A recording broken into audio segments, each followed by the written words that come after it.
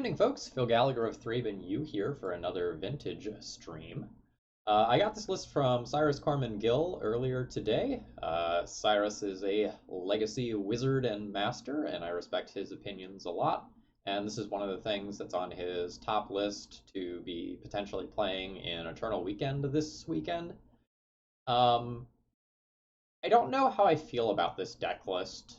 I want to start there. Um, let's compare to the two other decks that I've played this week. So the Golos Shops deck has really cool toolbox elements in addition to prison elements. You get like Inventor's Fair, which can pull any artifact out of your deck. You can find Karakas for a problematic creature like a Grizzlebrand from Oath. You can get your Tabernacle to stop aggro draws from Hogak. And there's a lot of utility there. And then I played a couple of leagues with Hogak Vine, which was very powerful and aggressive while also having a lot of play to it with things like Force of Vigor, Mental Misstep, Collector Oof, Deathrite Shaman. You have a surprising amount of interaction. And then this deck list is really the closest thing that I've seen to just a straight up aggro deck in Vintage. So this is what we call Ravager Shops. Like Arcbound Ravager is obviously the namesake card, but Foundry Inspector is one of the things that makes this deck tick. This was one you might not know if you're just a Legacy player. It's a 3/2 that makes your artifact spells cost 1 less to cast. And if you have them in multiples, you can really vomit out a whole bunch of stuff for free. So this deck goldfishes relatively quickly after playing a lock piece. That's the general plan. There's some weird things that are kind of going on in some of these deck lists. So, where's the car? Fleetwheel Cruiser is a major part of this deck. Treat it kind of like a ball lightning from the days of old, where you're looking to play this for 5 damage, and if you can convert it into another 5 damage, that's awesome. But sometimes with things like Null Rod running around the format, that's not necessarily always possible, especially if you are playing your own Null Rods in the deck list. Yes, Slash Panther, back from the days of Vintage when Jace was everywhere, is another good comparison.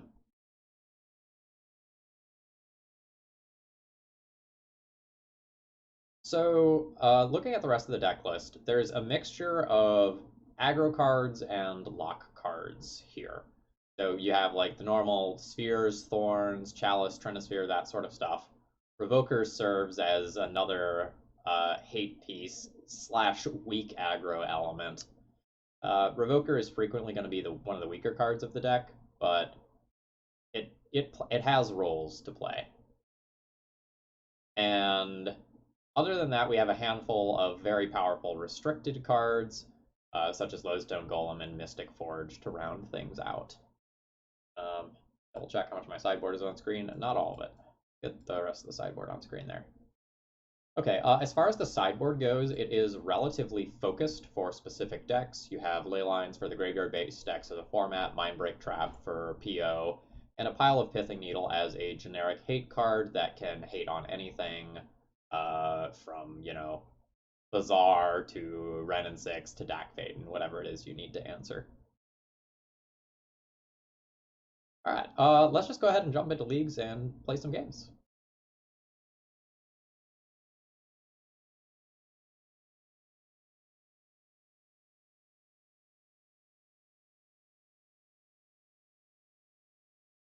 Your Sapphic Mistress.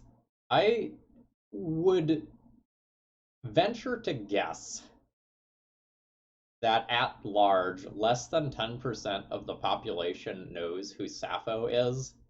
And of that 10% that knows who Sappho is, I would guess that half of that actually understands what you mean by Sapphic, other than related to Sappho. That would be my guess. Okay. We have a workshop in this hand. I'll be keeping it.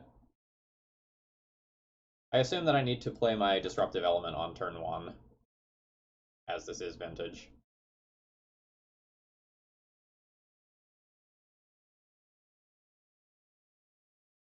Playing the restricted card can't be all that wrong.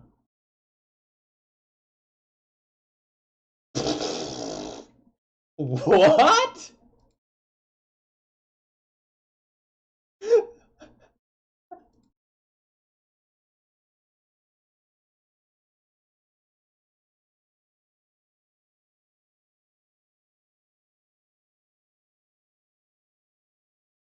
I am flabbergasted.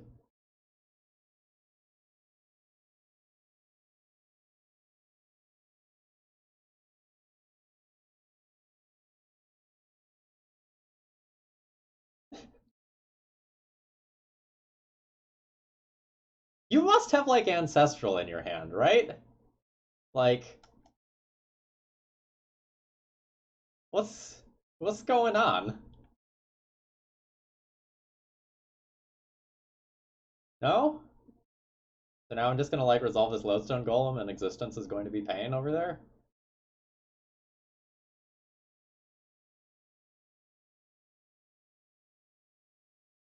Oh, your Sapphic Mistress. I hadn't considered that.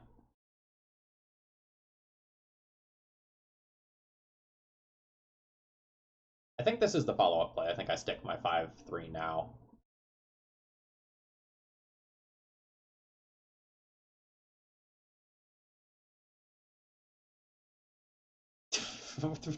Alright, fuck me. How is opponent gonna win though? Like,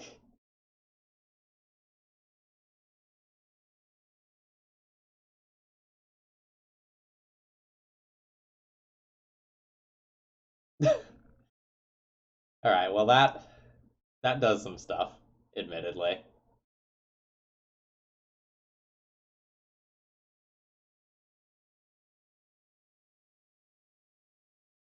Is Gush restricted in Vintage? I should know the answer to that.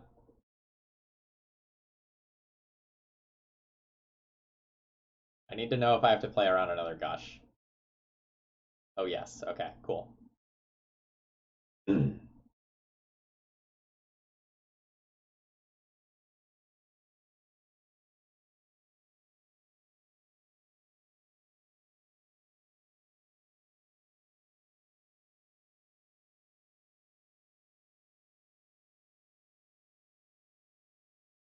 Look, I was in for a rude awakening earlier this week when I realized that I only got one Karn the Great Creator.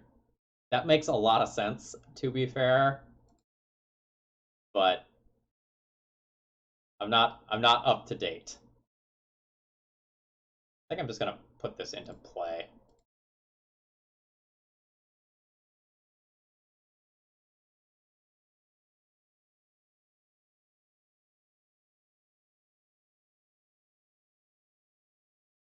Don't have a mana to activate this factory, unfortunately.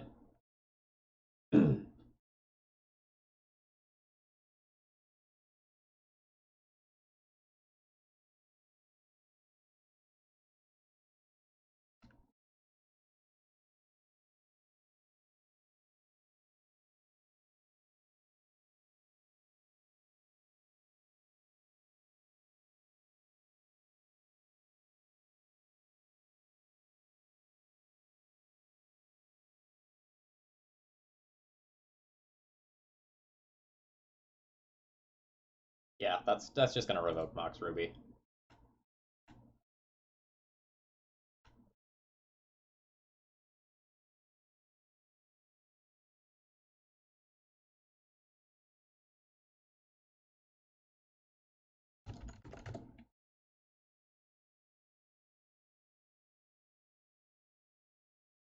I mean, I feel favored at this juncture.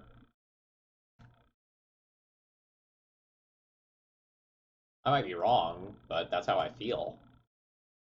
Yeah, yeah, that's fine.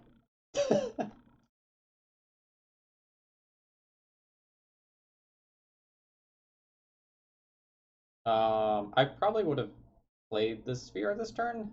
I think that's just better than naming deck when they're only on a single island with 2 cards in hand. Like it would have to involve like land plus another Mox, and then like Sphere stops that anyway.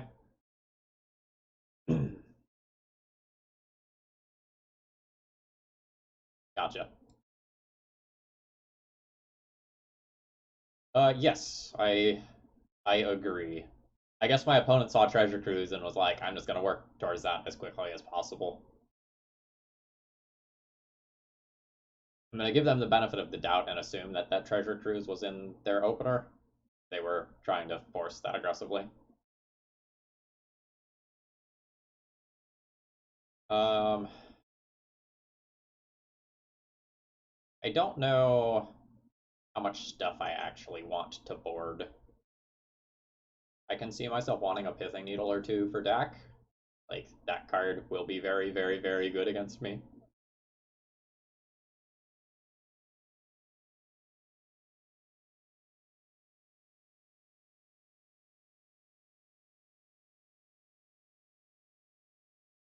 Costs go up, costs go down. Just makes sense.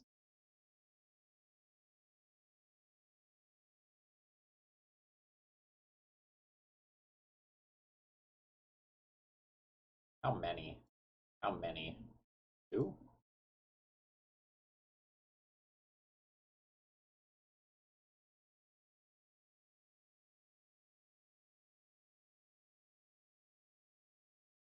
Maybe just kind of do a flip-flop like that or something like that. Or, no, sorry, I wanted a Chief of the Foundry. The Lord. Do something like that. Play a couple more answers. See how that feels.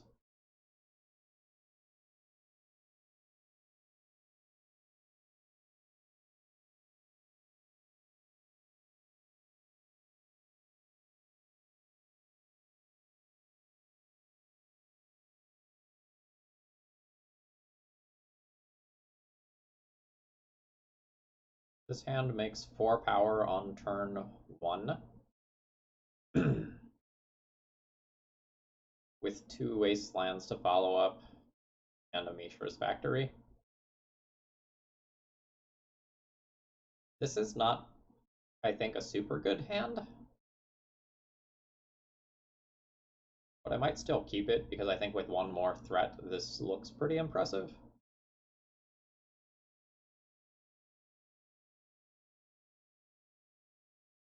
But this is a very fair hand that produces 4 mana on turn 1, 3 mana on turn 1.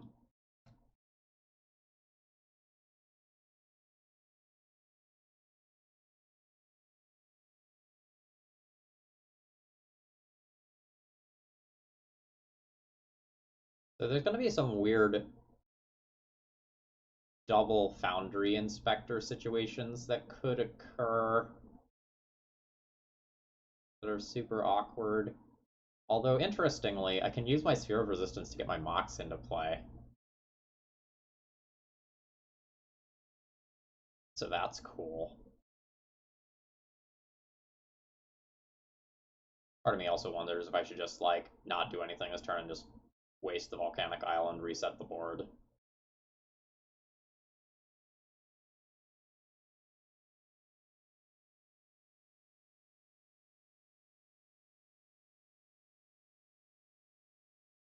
I'm gonna reset the board here.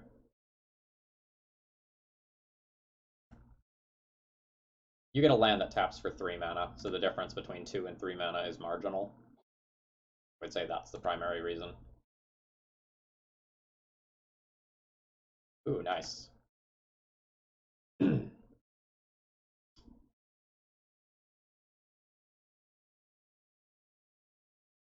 This opponent only? Opponent only.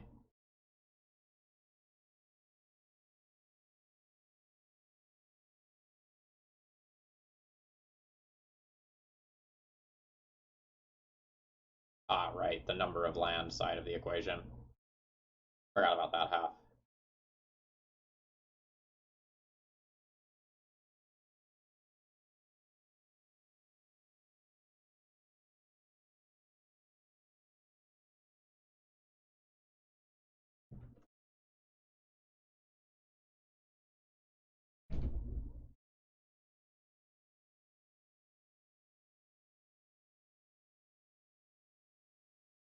Yeah, I'm good with that.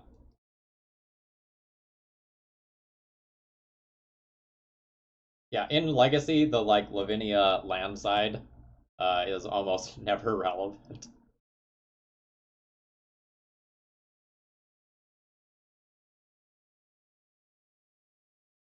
But when you have like these tri-lands, it's a very different game. Okay.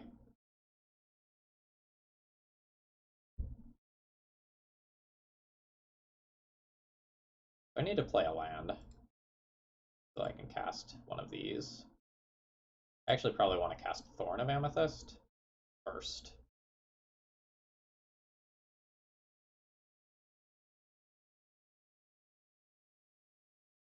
Okay, and it just resolved.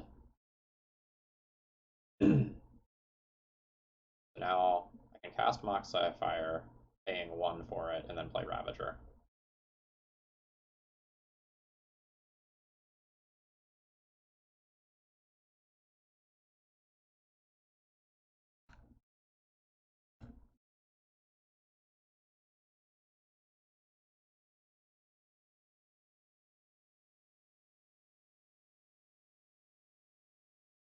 Good, good match 1.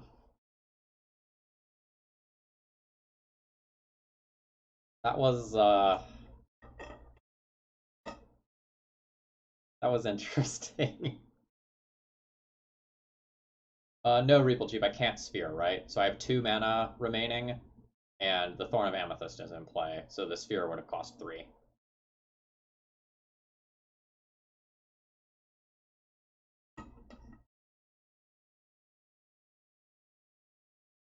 I've been chipping away at Justin's videos. Um, I watched some of his Shops one, I watched some of his Hogak Vine one, and I think I watched something else. Been watching some of Bryant's PO stuff.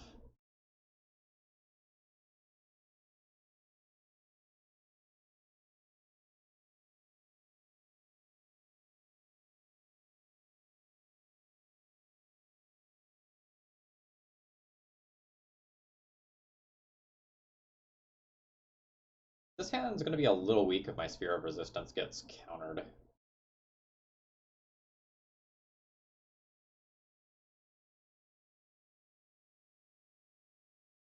Hey, 90s MTG. I always mean to watch some of your stuff, and I almost never get around to it because you have some ridiculous things posted to Reddit, and I'm always like, ooh, I'm gonna watch that, and then I end up watching anime for 3 hours instead. I've been meaning to check out some of the Omnoth stuff because I somehow haven't played against Legacy Omnoth yet.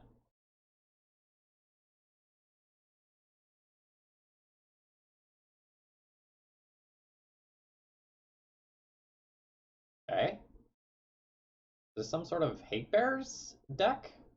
Like, was the Humans deck playing that?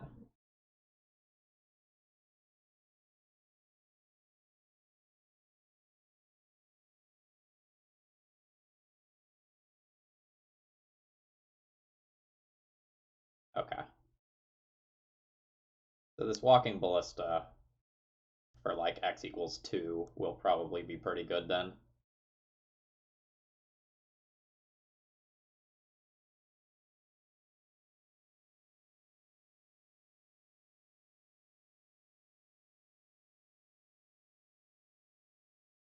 I wonder if I'm supposed to just attack for 5 this turn. Oh no, I can't. It's not a creature in hand. It's a creature on ETB.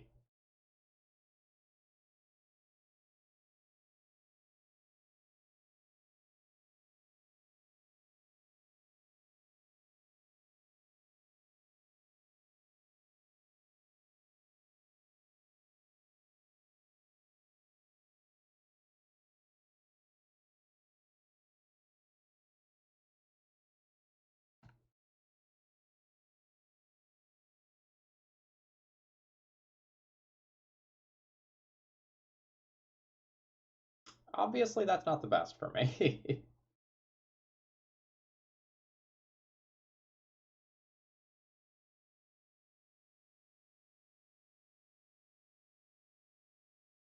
It is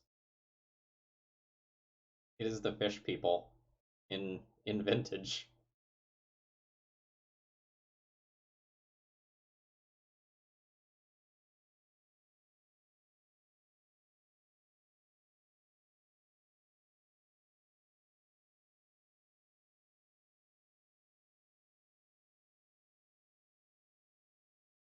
Sphere. Master? I think I attack for 2. See if they want to trade.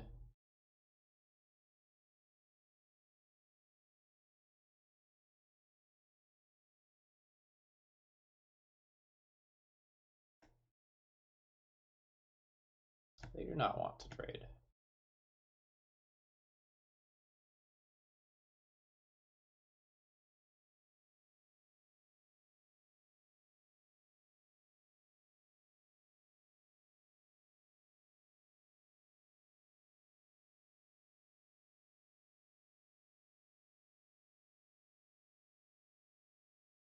I think I just want to trade here and then wasteland my opponent and keep them from getting something meaningful on board. I don't know what tricks I need to be playing around. Like, I don't know if I'm going to randomly run into something like Vapor Snag or something like that. So I don't think I want to, like, overcommit. Or sorry, that's the wrong way to say that. I don't know that I want to just hold the Walking Ballista for too long and then actually accidentally make a mistake that punishes me.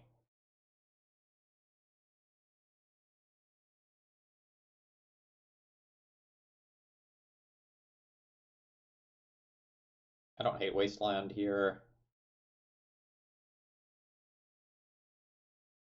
I also don't hate just playing the Ballista for 1. I think I like Wasteland better.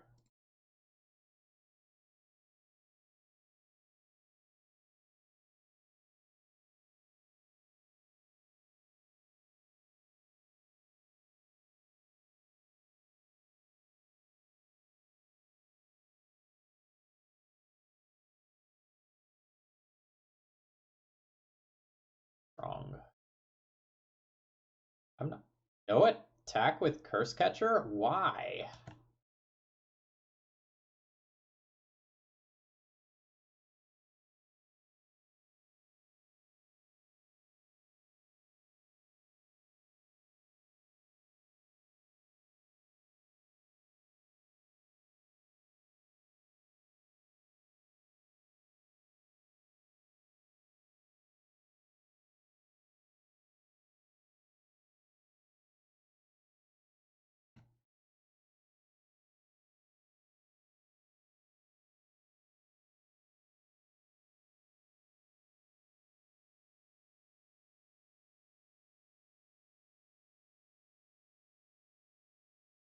I'm gonna take that.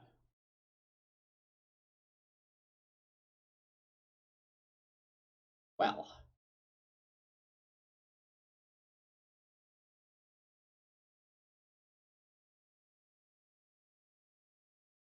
you like to counter that.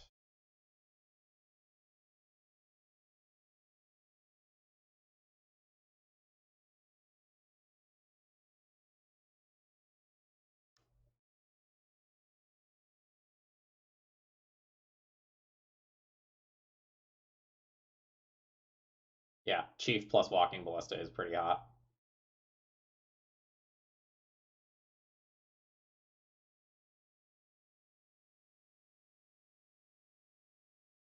I'll turn it into a 1/1 even if I remove the +1/+1 counter to kill Curse Catcher.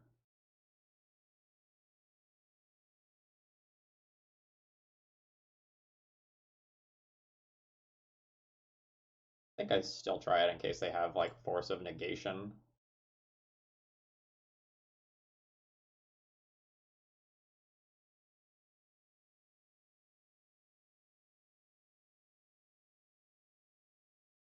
Nice.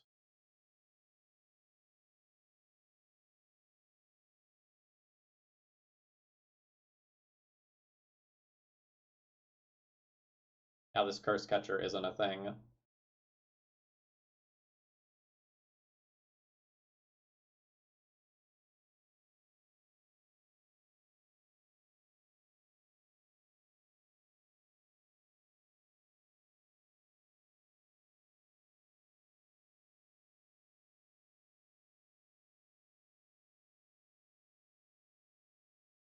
very glad I didn't get wastelanded.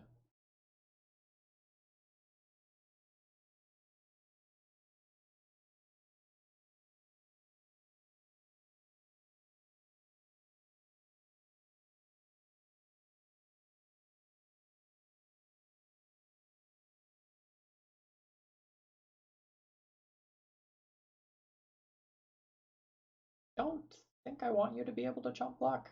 Alright, they're not even gonna let me think about it.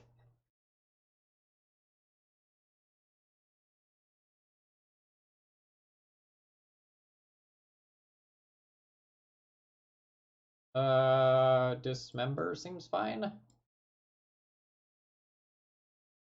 The wording of this. Could potentially use a metamorph to get like a true name nemesis if that's something that is played in this format.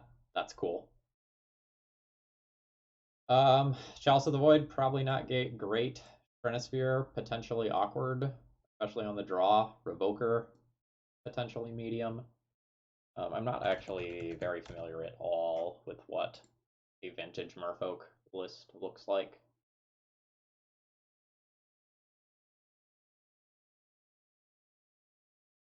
I've got 2 minutes.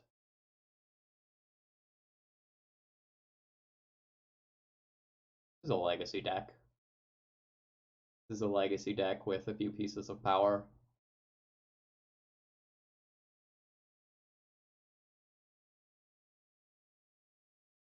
Okay, what's the exact text on this? Spells or abilities? Spells or abilities, okay.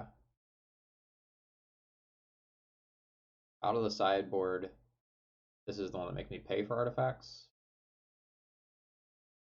Alright, Energy Flux, Null Rod, Tabernacle.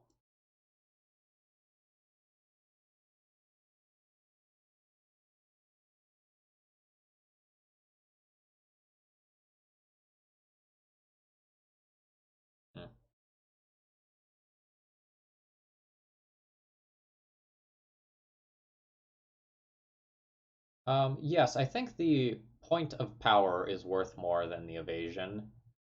A lot of times in Vintage, there aren't actually that many creatures on board, really at all. So, like, a 2/2 gets through most of the time.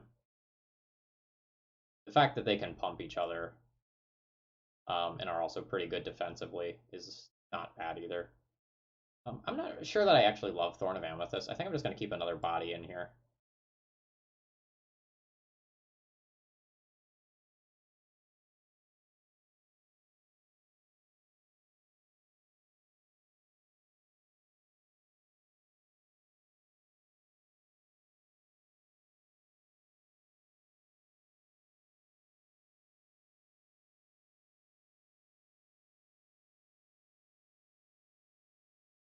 This is too fair of a hand. We're going to pitch this.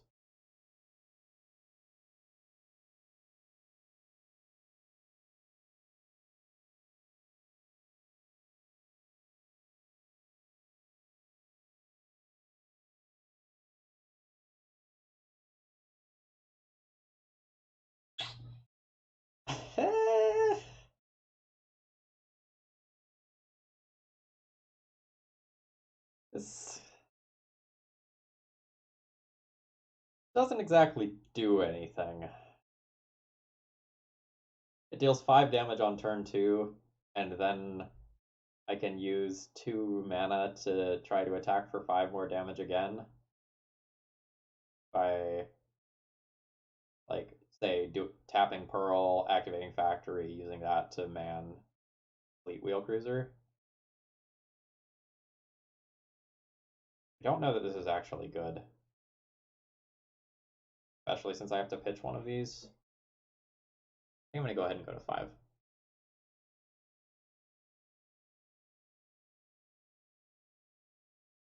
I don't think I want the Revoker.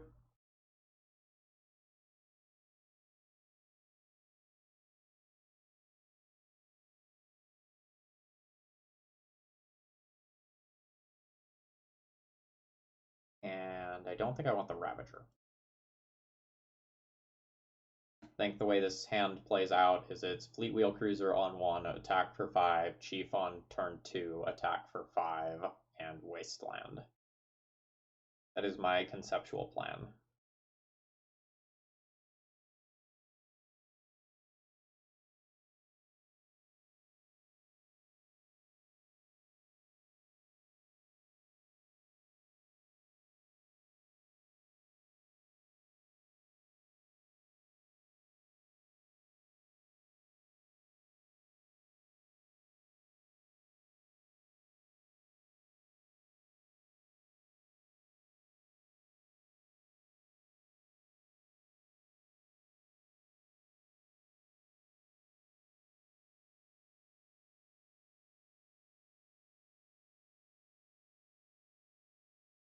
I don't think I want a sphere. I think sphere is a better play next turn than this turn in terms of my mana sequencing. Like, I really want to get this in play before this sphere comes down. Otherwise, it becomes relatively hard for me to wasteland.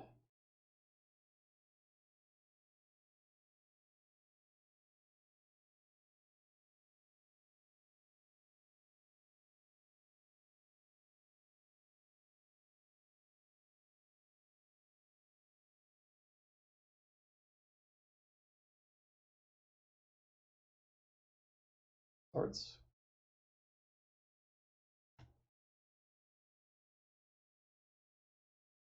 No basic land. So this Merfolk list is different than the one that I just pulled up by quite a bit if it has Path to Exile.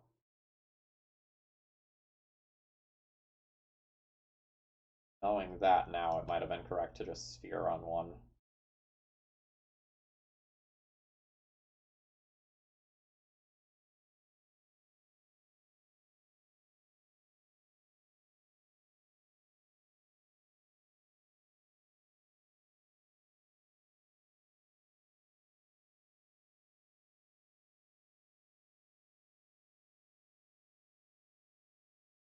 That's not actually all that bad for me.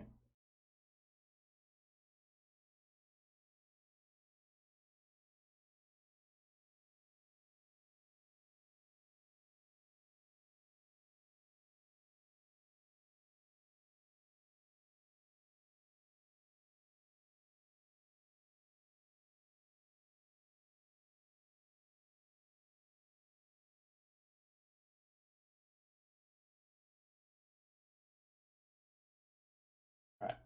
The opponent's a little bit mana light. We steal a game here pretty easily. It super sucks if I get wastelanded. But otherwise, I'll just play a Ravager as a 1/1. Fuck! Alright, this game might go on a while.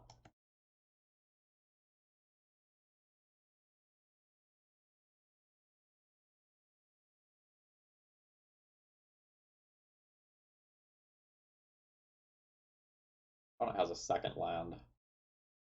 But no clock. I don't have any land, though.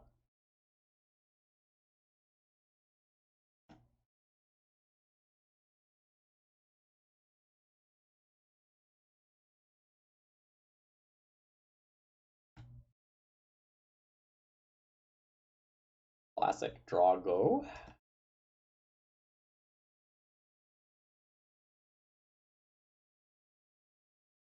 Where are our lands, lol?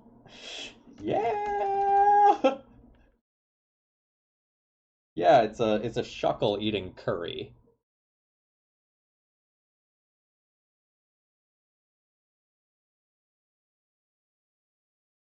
Opponent says, Sphere saved you, I'm loaded. Oh, hello. So I need to play this, but I can't do anything with it. It produces 2 mana. Well, actually, it does do something. Right? So I use it to cast the Soul Ring, which means that I have more mana next turn.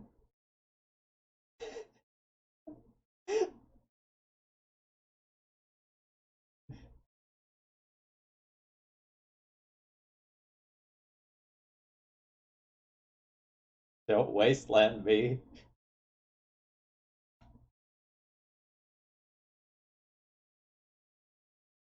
Okay, so I have 1, 2, 3, 4.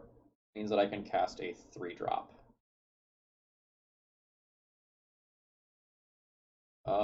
Straight up, do I just cast a Metamorph on a sphere?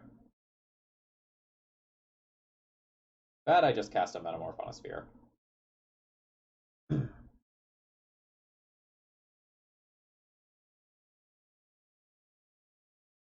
Oh, hold on. I need to do this a different way.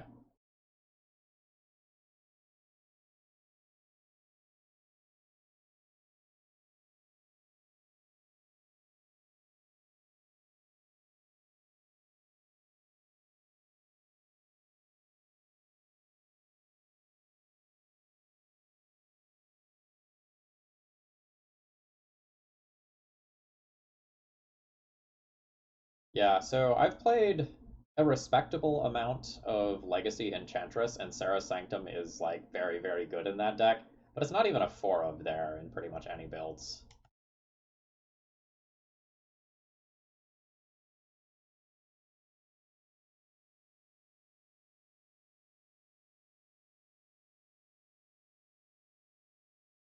No, I would consider this one relatively interesting. Like, there's there's back and forth here, right? Like, I'm gonna expect things to be removed. I'm not going to expect to like close this game quickly. Like, this is a game. It's not just like turn one, Chalice on 0, sphere plus threat or anything like that.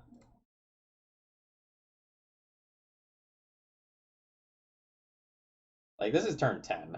This is at least an illusion of a game.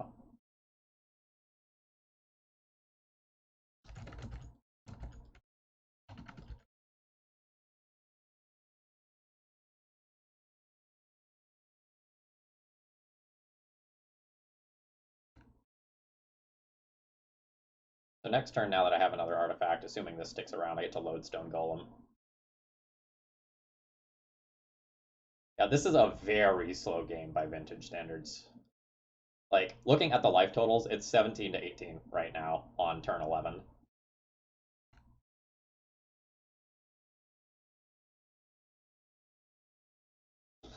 Well,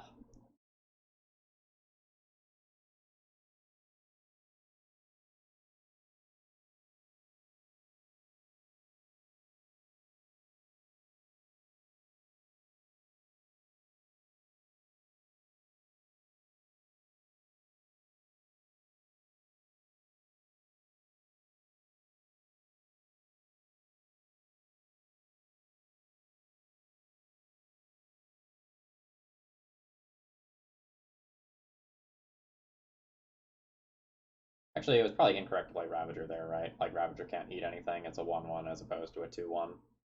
Small misstep there on my end.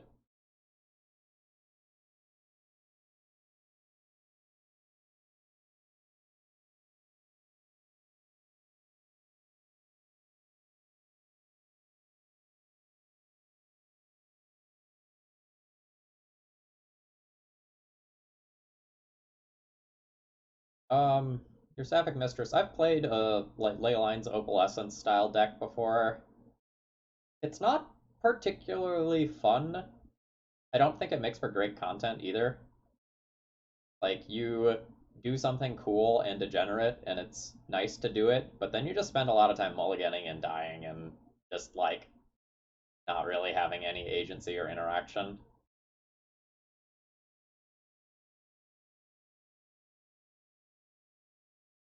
I don't think it makes for the best content. Would I still play it? Yes. That's how bribery works. But I wouldn't love it. Unless we just had the nuts every game, in which case, comedic gold.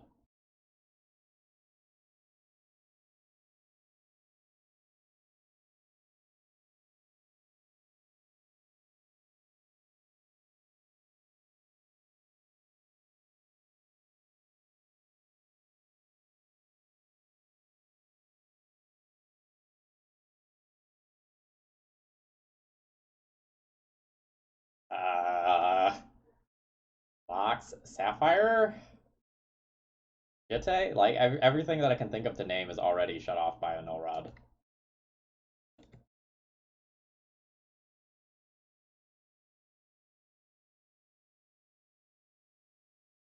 No, I guess Curse Catcher. What does Curse Catcher stop? Nothing.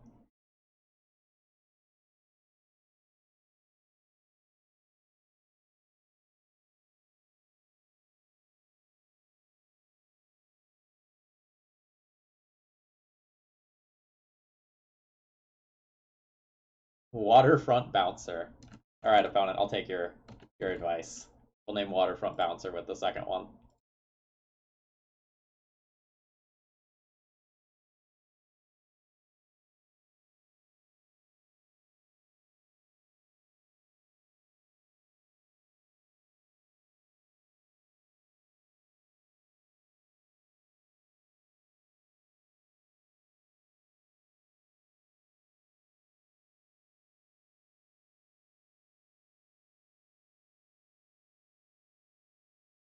Ravenous Panda, I'm not gonna pretend to know like I know what's going on the other side of the battlefield.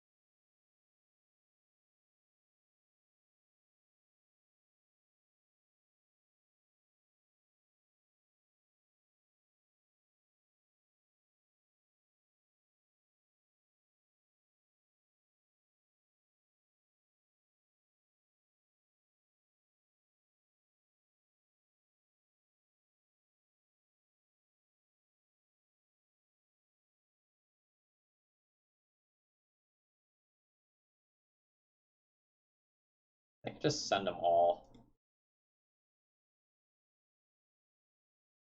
Like, I definitely attack with these three. I think I also attack with the Ravager. Force 4 damage if they wasteland me. Maybe I don't attack with the Ravager. Just don't give them that free value, make them trade. Yeah. Go ahead and make them trade.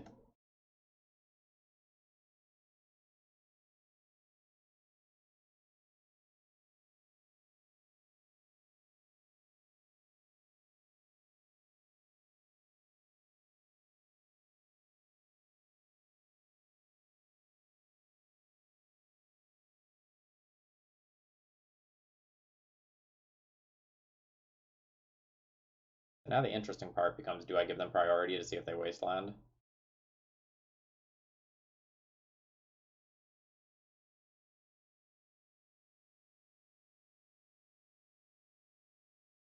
No, they have a wasteland, so that's not actually the case. Oh wow, I didn't get hit there.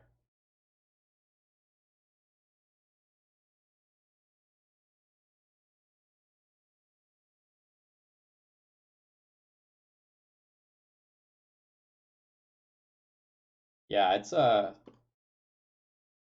from the vault question mark wasteland. I don't know. There's so many promos running around right now because everyone has the god accounts. I can't keep track of where anything is from.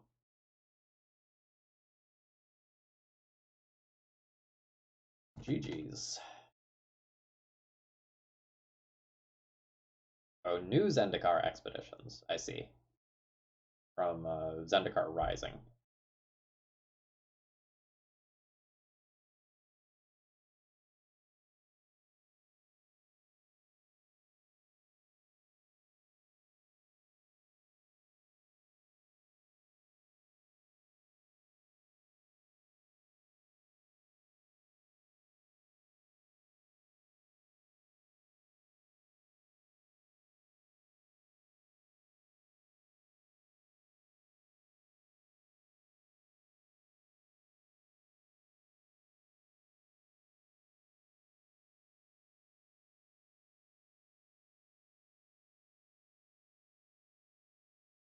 Opponent says, I'm a dummy and didn't waste your last turn. Lol. Smiley face.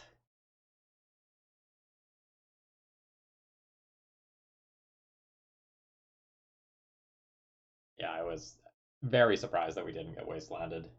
They just didn't realize they could do it. They had been like sitting on that land for so long because it was important for them to cast spells, but I think they needed to play towards ripping a new land rather than playing towards casting a spell in their hand. Because I think not even a lot of their haymakers, like Energy Flux or a True Name Nemesis, aren't good enough at that point. You have to try to like save the damage and prolong the game.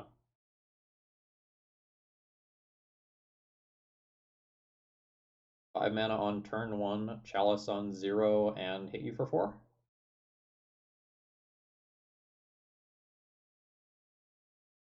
I hit you for 5. Okay. So I'm playing against the. What the F is a Sphinx of Foresight? If you do Scry 3 at the beginning of your first upkeep.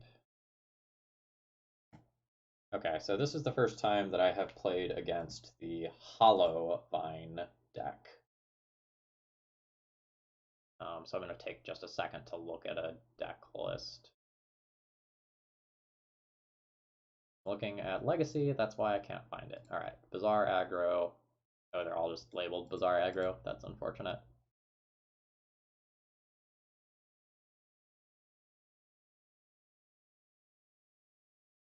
Okay, so a Chalice on 0 doesn't actually do much here.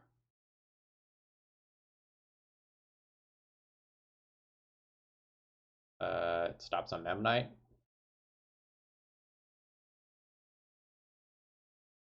Okay.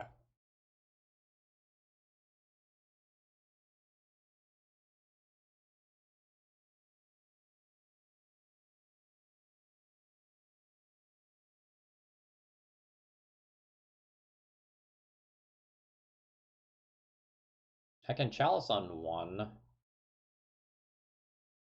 It keeps those from getting in play, but like 2 of them are in exile.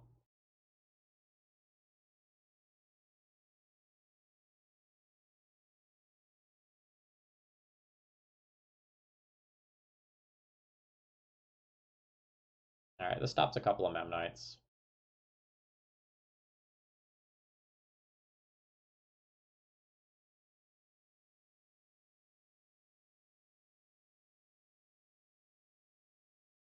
I think this is a matchup that I'm looking to win games 2 and 3 of, but I'm often not going to win game 1. At least not when my hand looks like this.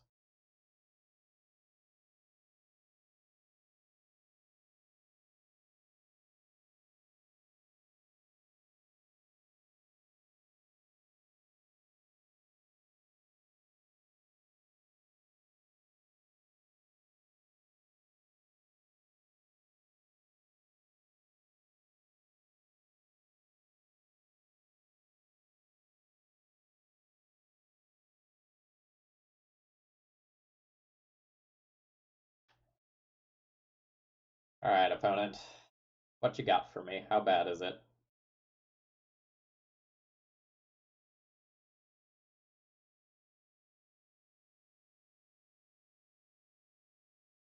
I might be able to Goldfish relatively quickly, but if my opponent can do something like put a couple of Vengevines or Hollow Ones into play, I'm going to fall behind pretty quickly.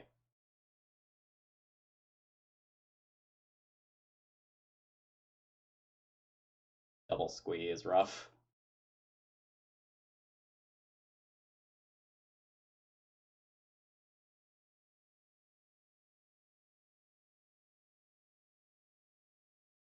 So let's pull ahead on mana a little bit.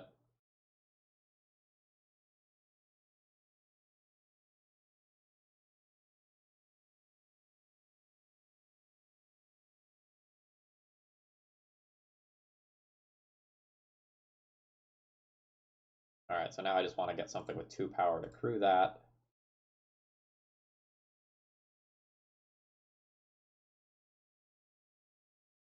Nothing? casting Root Walla. I guess there's 2 of those left.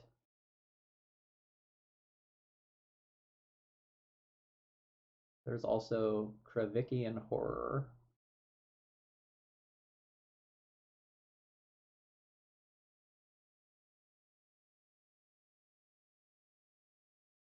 Yeah, maybe I'm more annoyed by that.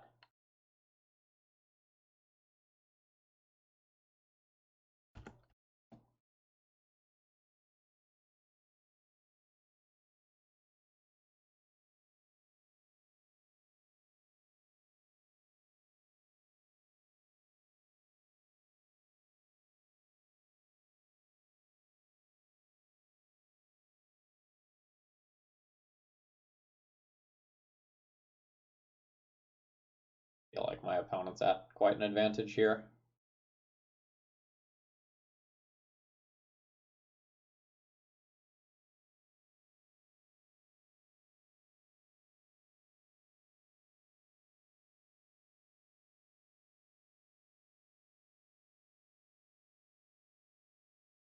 We're good on Mana Crypt, though.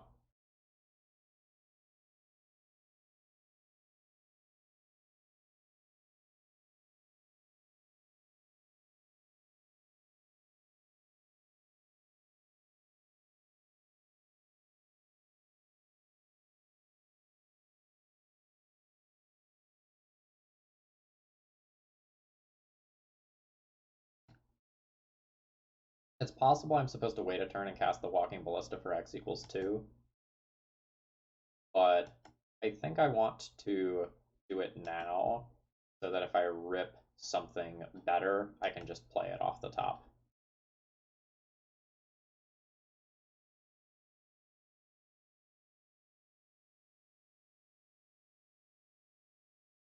Brutal.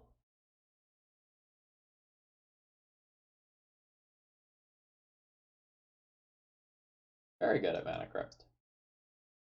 Would have been able to cast it. Excuse me.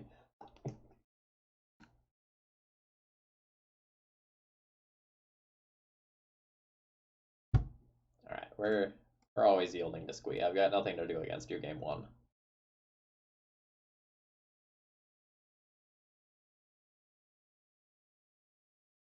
Let's pop out the graveyard now that there's actually a relatively substantial amount of cards in there. Nothing super noteworthy, though.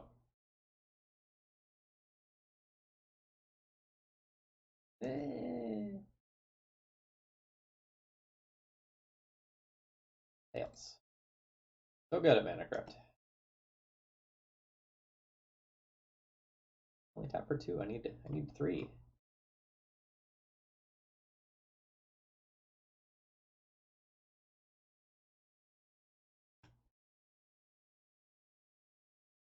So this looks kind of close-ish right now, but it's probably going to fall apart all at once when my opponent is able to like discard 2 Vengevines in a turn or something like that and just go ham.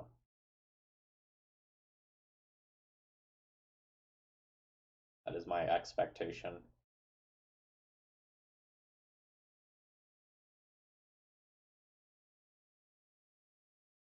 Not yet, though.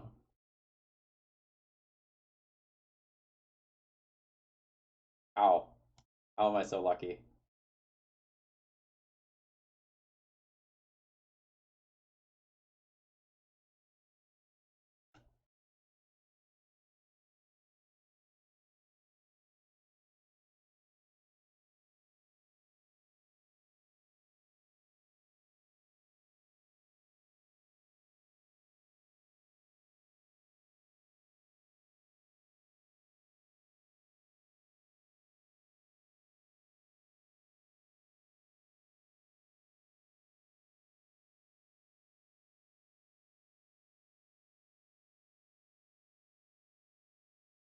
Yeah, there's a Vengevine.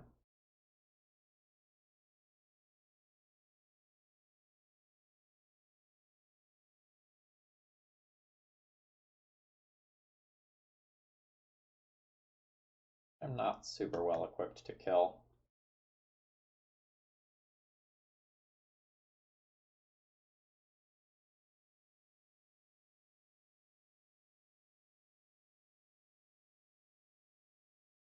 What?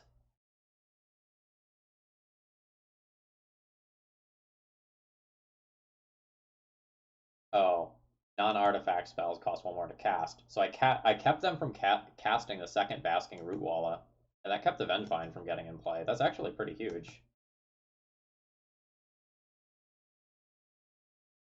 This is impressive.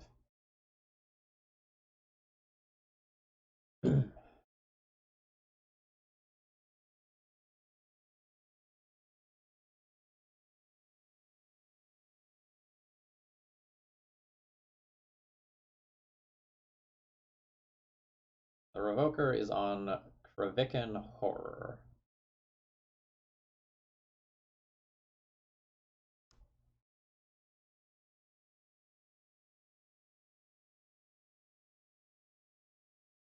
A Wastelanding Cradle?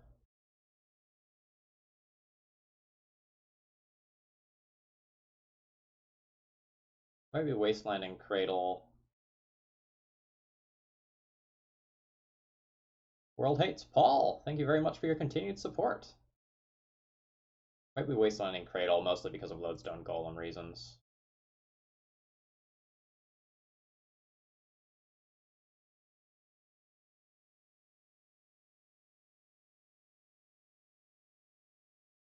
You'll pump this. I'll nug that with a counter in response.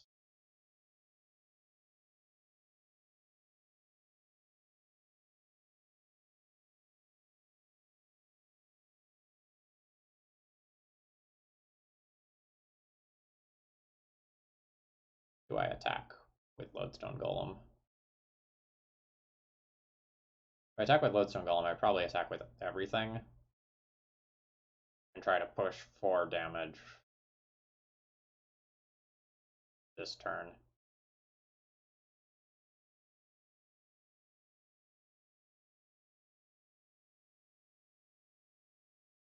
So having the Lodestone Golem means it's kind of difficult for them to get Vengevines in play unless they also get another land. I hit them for 4, they're down to 6. And then that's exactly lethal next turn if they can't produce a creature. Alright, I'm good with it. And if they block my Revoker, they take 7 damage.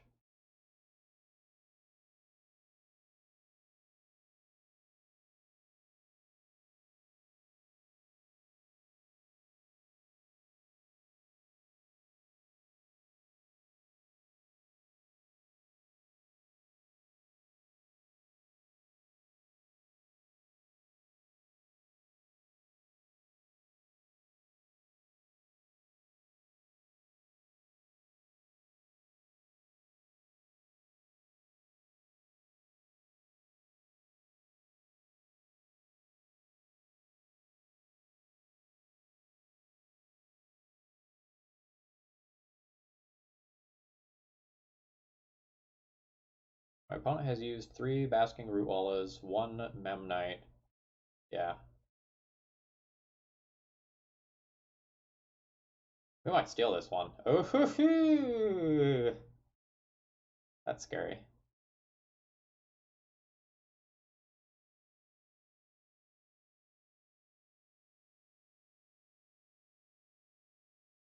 Oh my god. We got a little lucky there to dodge the 3rd set of Bazaar activations. Opponent has Rage drawn like their next 8 cards. That's understandable. Okay, I like Leylines, and I think I like Pithing Needle for Bazaar. I don't think I like Chalice of the Void. I don't particularly love Thorn of Amethyst. I don't particularly love Phyrexian Metamorph.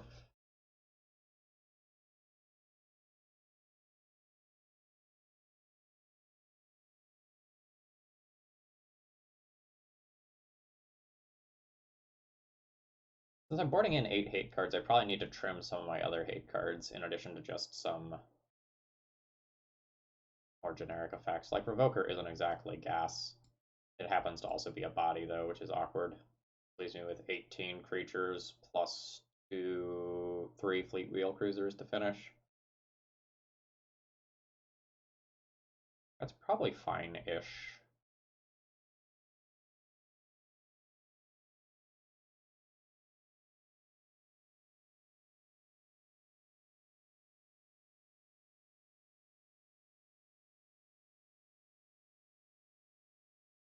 I don't know that I want to trim any more bodies if I've already trimmed 4.5 bodies.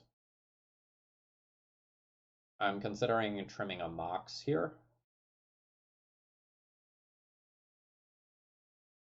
Or a walking ballista.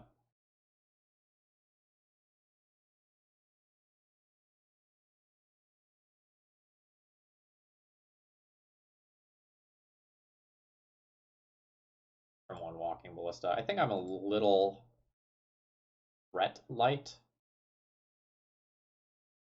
Hopefully that's okay. Denkophile. Good. I'm glad you're enjoying the Eternal Weekend prep videos. Okay, how much mana is this? 1, 2, 4, 5. That's Fleet Wheel Cruiser plus Pithing Needle on turn 1, followed by second Fleet Wheel Cruiser on turn 2. I hit for 15 damage in 2 turns while disrupting Bazaar. Okay. We'll find the other 5 damage somewhere else.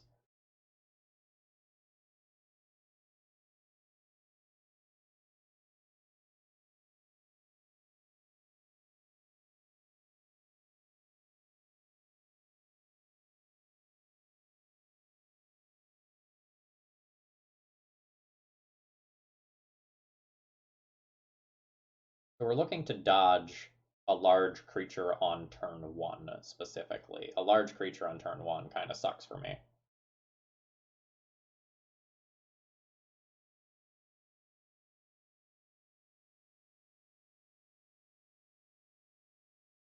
Nice.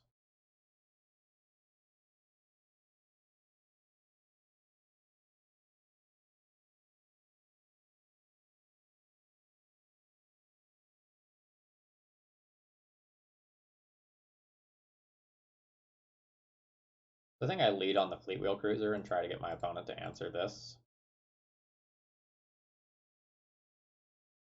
with a blue counterspell of some nature. They did not. I'll still try to attack with it for maybe Force of Vigor reasons.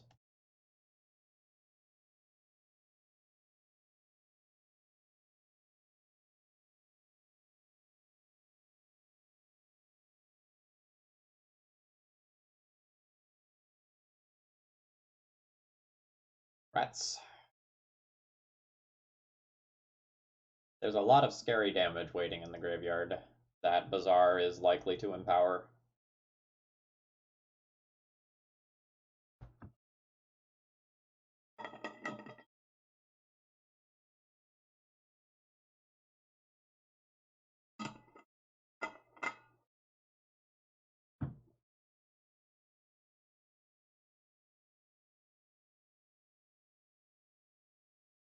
They discarded? Oh, no, they had to discard the hollow one. I see. Okay.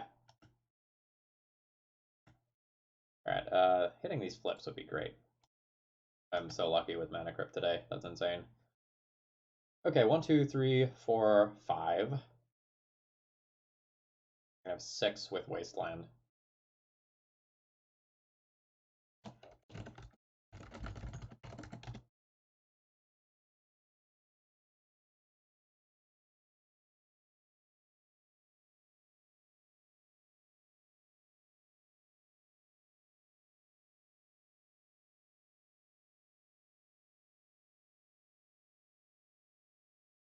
Is this Trample?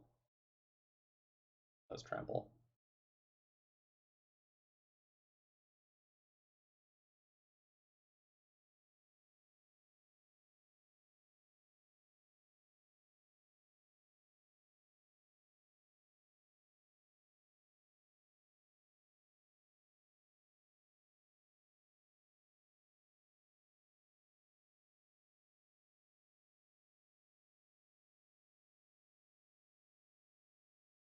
Three Ballista and Crew. It's the same attack this turn, but then next turn I already have the thing to crew in play. Yeah, that might be correct.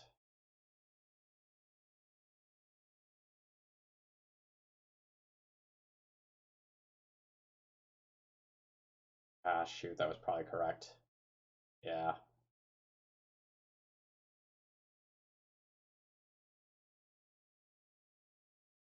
think I'm gonna play and not use my wasteland. I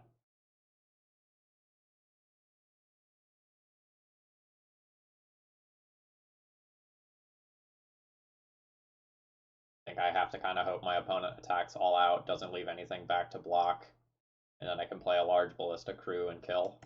I'll need another mana source.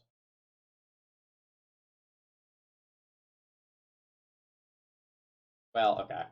My wasteland answers that. Glad to have a wasteland.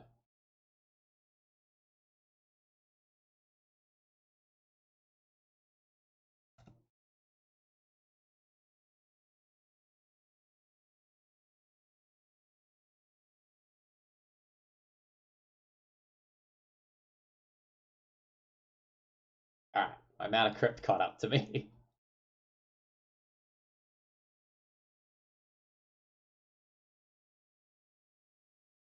There's also a world where I could board in Dismember to get a large creature out of the way, but I don't think I'm going to do that. On the play, where I have like Pithing Needle and Leyline of the Void is both extremely strong openers, I think I'm good with that.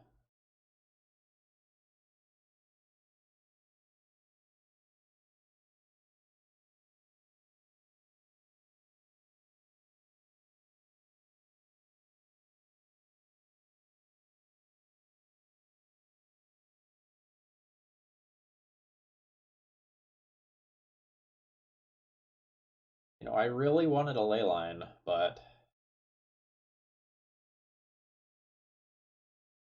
uh,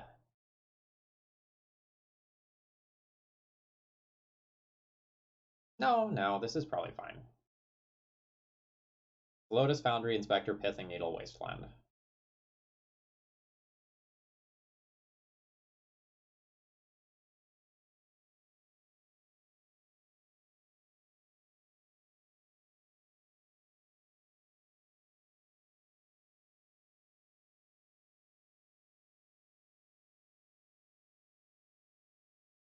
Alright. You have a second force.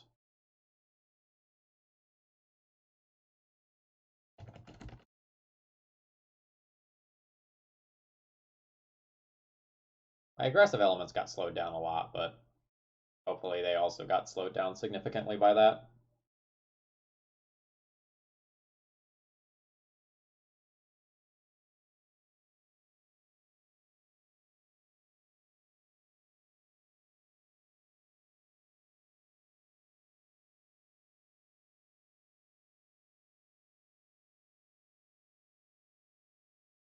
I do not believe I play that. I think I leave that in hand for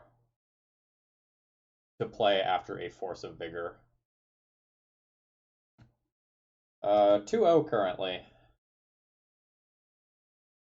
Unsure where we stand on this current game. That just taps for colorless as of right now. Right?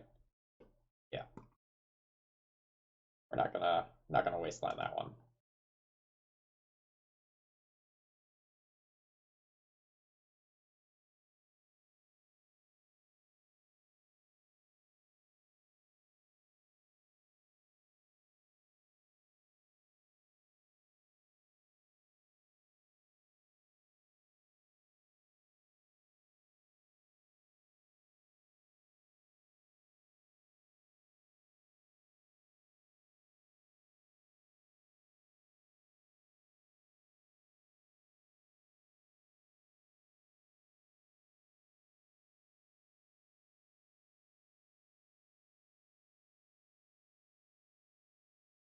Hello, hello.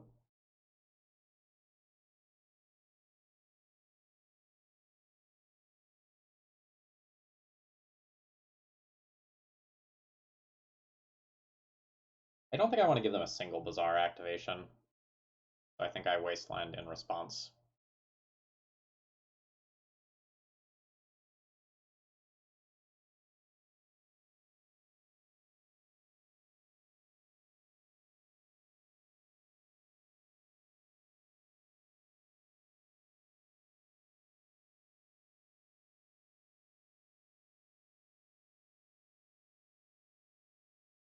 Feel smart for holding the first Pithing Needle now.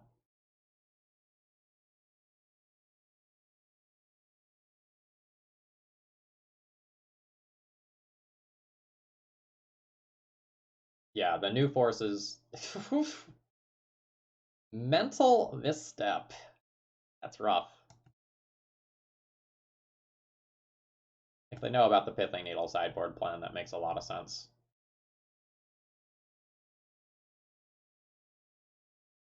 They also did have another Bazaar. We'll play it on opponent's end. I'd probably lose handily now.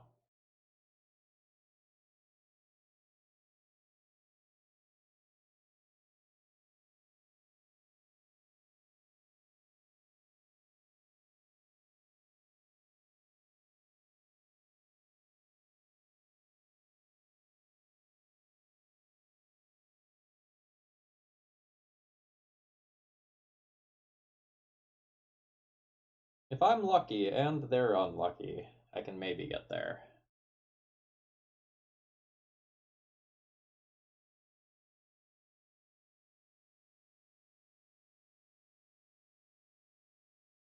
Really interesting whether or not you actually wasteland here.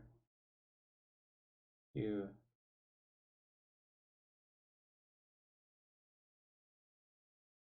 have like a despair?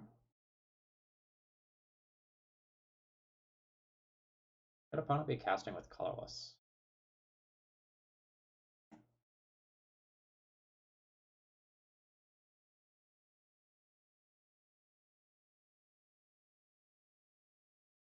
Bruiser? Bruiser this turn, Chief next turn. Yeah, I should have ripped the Wasteland, you're right. Way better than what I drew.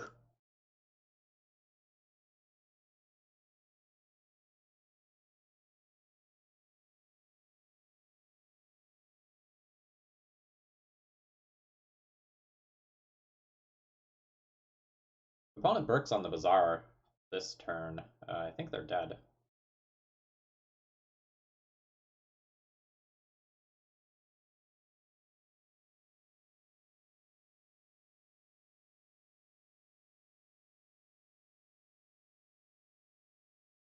Oh, well, they get another shot.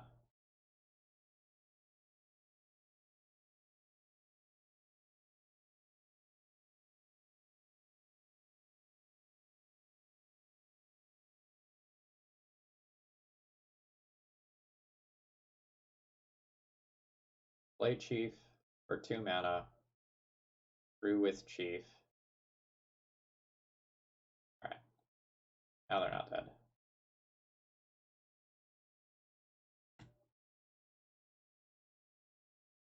Oh, that's insane.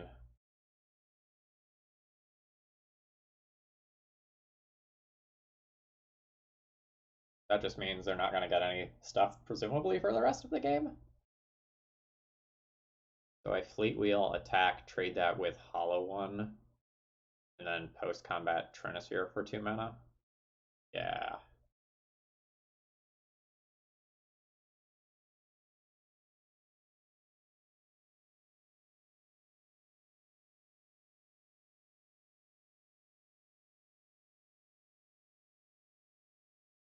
And then I'll just clean up with whatever.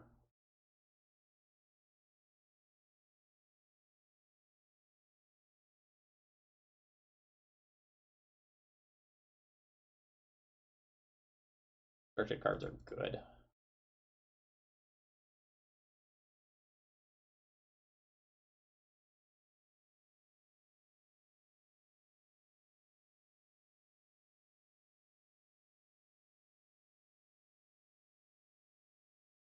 Unless opponent has something like an Urborg. Don't. Well, I guess they can just like use the Bazaars and squeeze to try to find lands.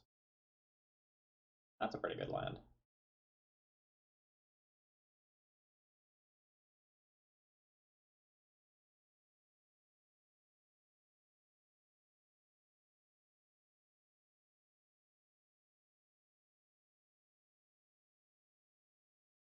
I can attack for 5 this turn, or I can attack for 3 this turn and play Chief of the Foundry. Basking Root Wallet can turn into a 3/3. But if my opponent trades for it, and the Gaia's Cradle isn't a mana-producing land anymore,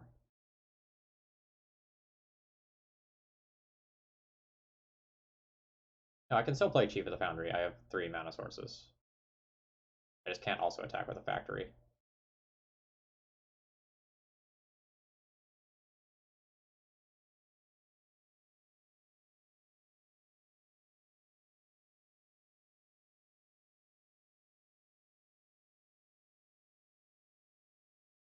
I can try to deal them 6 damage this turn. And put them in a position where they're more likely to have to block to not be dead next turn. But if they trade for one of my lands, I'm actually not in super good shape.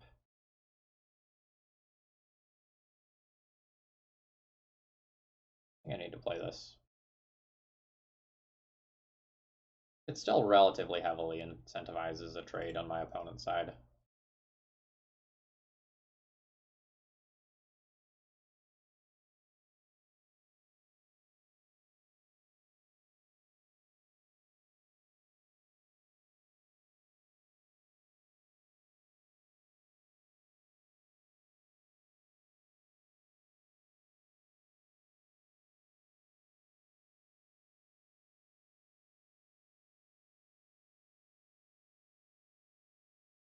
Alright, opponent decides they cannot block because they need the mana from Gaia's Cradle to do anything. That's fair.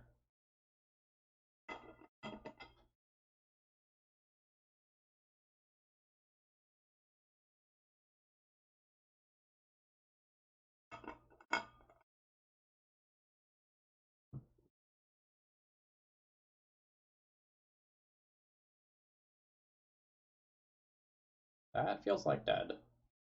Nothing scary went into the graveyard.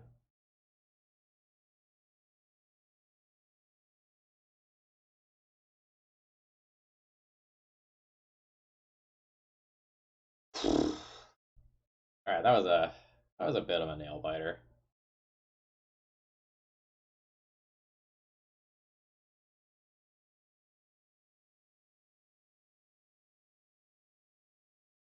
Yeah, the Squee plus Bazaar combo was like way better than I was expecting it to be. Like, conceptually, I thought it was kind of cute and would be good, but my opponent got to loot through a lot of cards without greatly diminishing their hand size because of multiple squeeze. And that's pretty legit. Like, Squee plus Bazaar, definitely better than, like, Library of Alexandria. I don't even know if Library is all that good in Vintage anymore. My gut says no. It was really good when I first played Vintage. Like, you just went, like, Library Pass, draw a card, and, like, you know what I mean. Like, you just leveraged that library as a way to get ahead in these blue mirrors, or, you know, as a relatively good card frequently when you were on the draw. And now I don't think I've seen a single library in the, what is this league? My 4th Vintage league this week.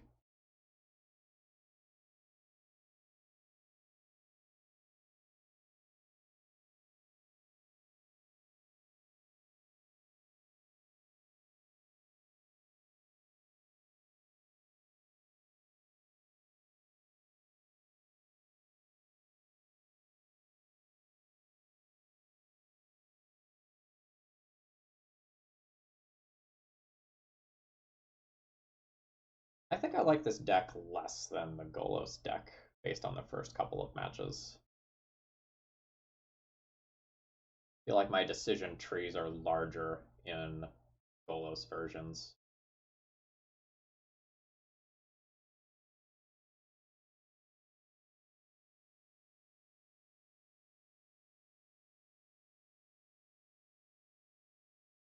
This hand doesn't do anything to generate. It just plays a Phyrexian Revoker on turn 1, Foundry Inspector on turn 2, Foundry Inspector Ravager turn 3. I have no hate piece here. I think I'm gonna ship this one back.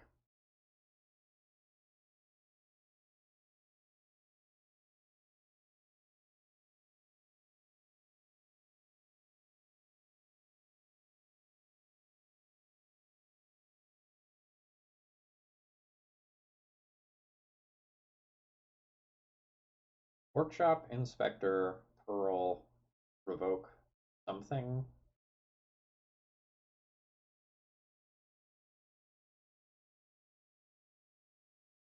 I think I'd toss back Ruby and keep this other land.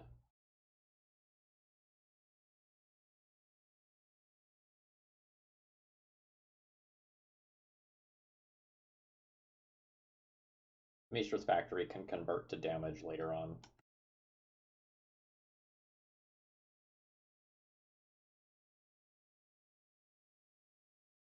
Well.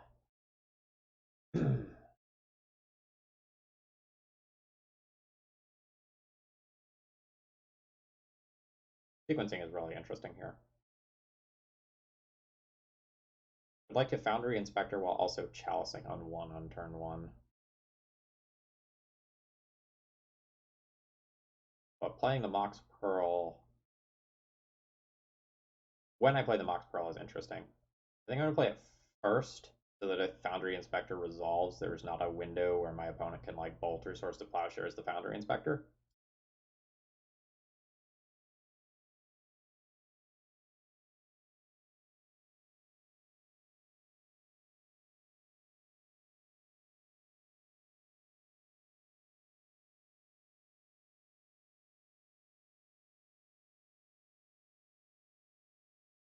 X is currently 1. Done. Oh, just resolved. Nice.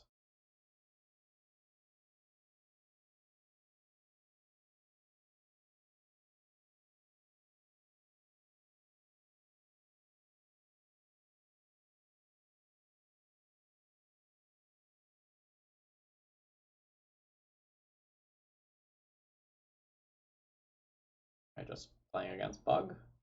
Oh, I'm playing against Oath.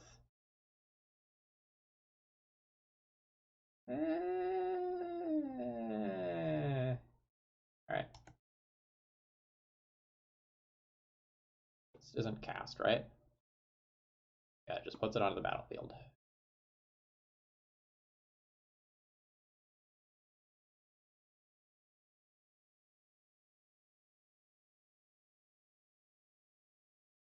That's not great for me.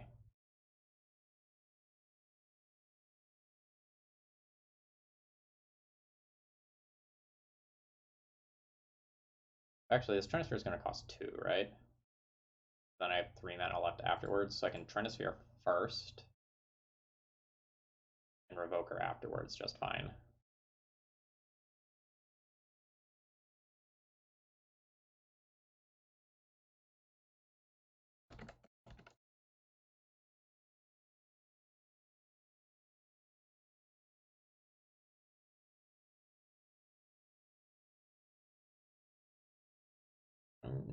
I'm gonna have to produce a lot of power to beat the Grizzlebrand, and I don't exactly know what I do about the follow-up creature that comes afterwards. Oh, a Sun Titan. That's not nearly as spooky.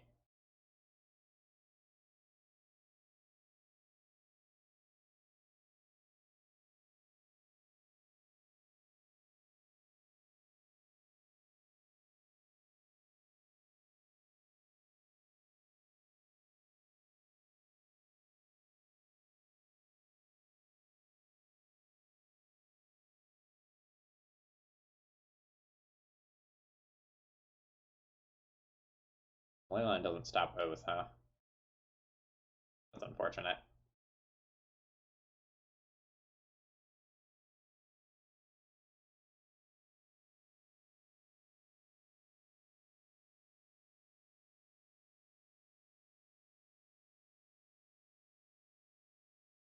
Yeah. Oko plus Ancient Grudge in graveyard too. Yeah, so the Trinisphere is off and my opponent can terminate any of my stuff.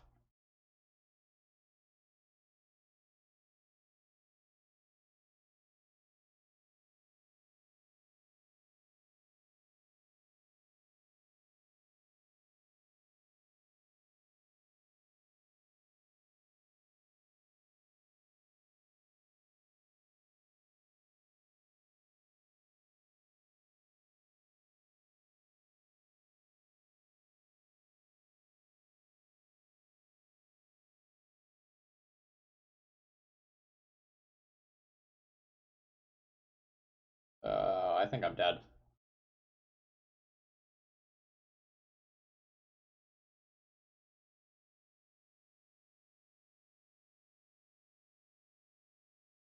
I think pre-combat, I need to play this for x equals 3.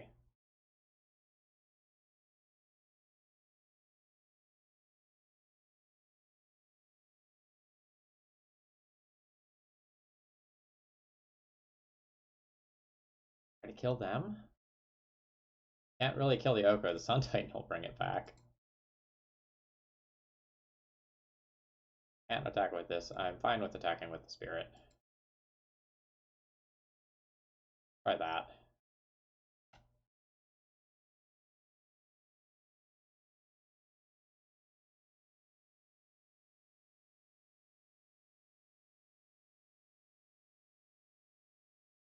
Oh wow, we're gonna get to kill the Sun Titan.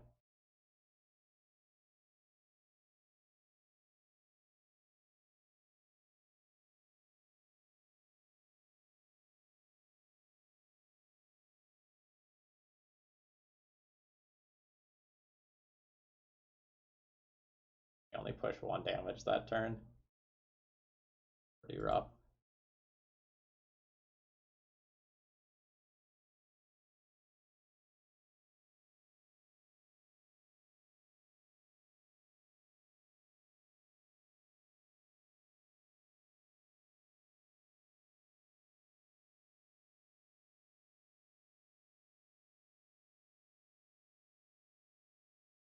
Maybe all their creatures are on the very bottom of the library and they'll mill themselves out. Right? Right?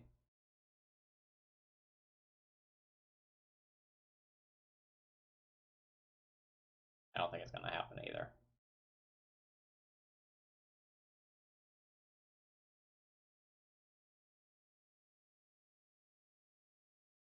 Oh,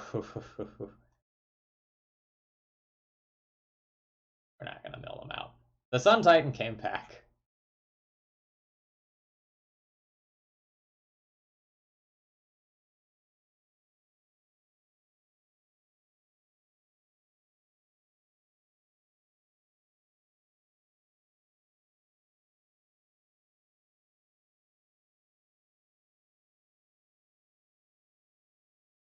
I think as soon as the second creature hits play and successfully stays there, I'm donezo. No, Memory's Journey shuffled them in. Well, yeah, I guess Sun Titan was the very top card.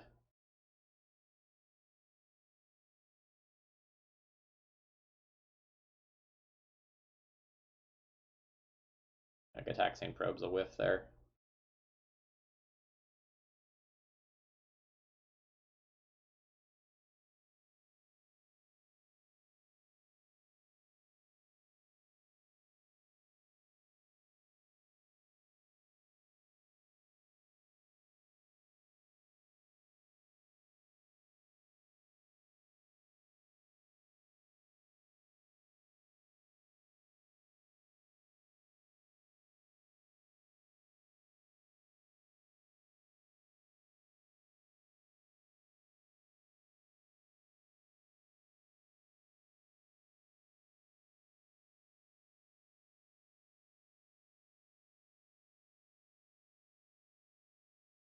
Not you.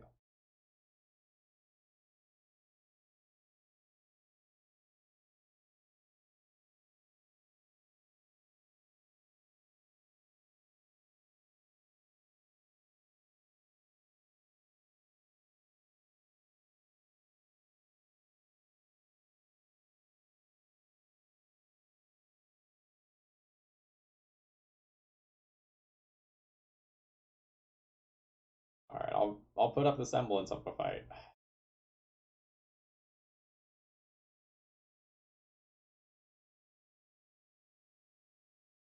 Alright, there's the Grizzlebrand. It's revoked, but Oko can undo that instantly. I don't know that they can draw 7. Going to 2 would mean that if I had something shenanigansy like a Caracas, I could beat them.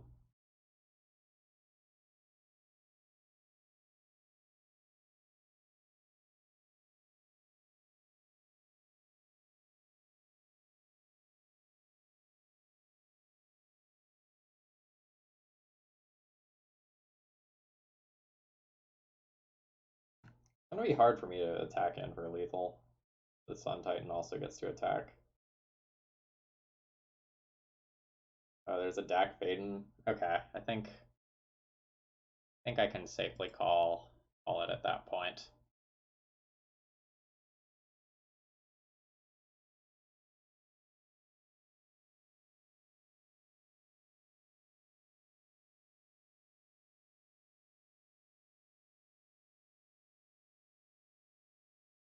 I don't know that I get a ton here. Like, I can Pithing Needle for the various Planeswalkers and Grizzlebrand, but Leyline doesn't stop Oath. It can exile a bunch of their stuff, but it doesn't stop the big fat dumb creature from getting into play in the first place.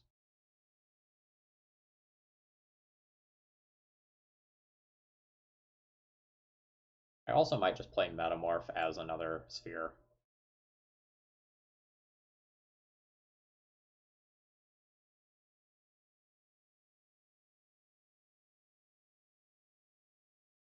I don't know that I want this game to go long enough that I need something like Mystic Forge.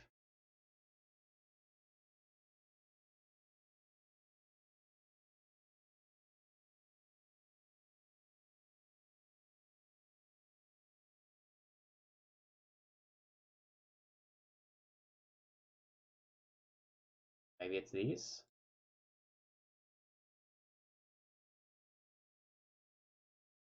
They'll be at 20 creatures, which is really 23 threats. The fact that their mana, sorry, the fact that their win condition is just 2 mana is also a little rough because they can beat a single sphere effect pretty easily.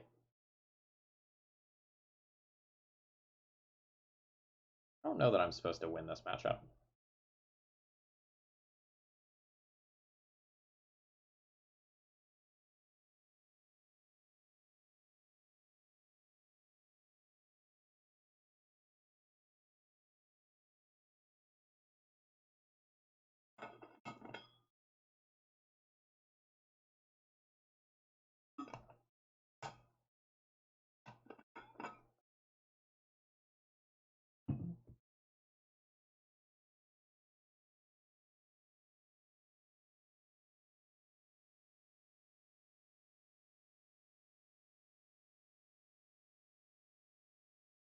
Cirrus, thank you very much for following. If you're enjoying the vintage action. I think I'm going down this round. I don't feel confident about the matchup.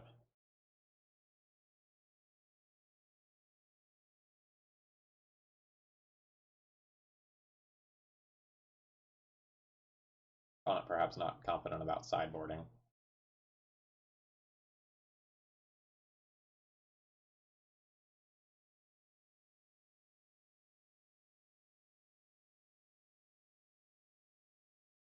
I mean, I get Thorn plus Threat turn 1. Probably good enough to keep.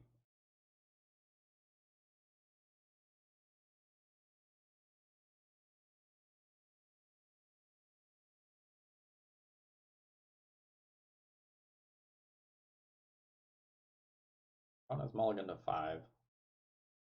Although, honestly, I think they just mulligan to an Oath, and they probably end up being okay a lot of the time.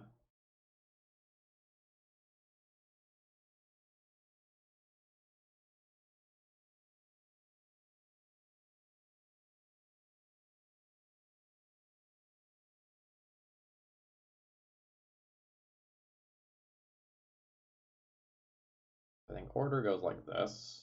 Yeah. Yeah.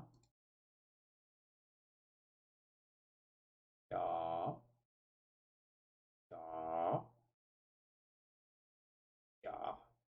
I wouldn't be surprised if this gets forced. It does not.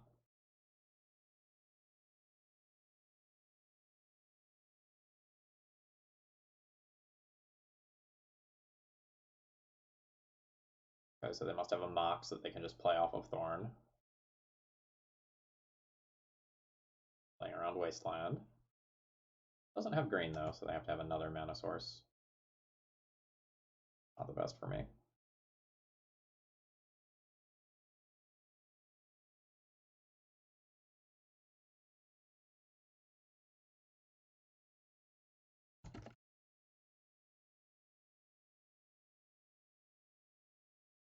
Ox Ruby.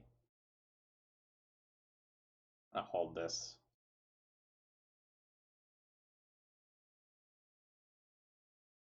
Actually, no, I'm not. I'll play it out. Because there's some worlds where this gets like ancient. Like, there are worlds where this gets removed and this is still in play.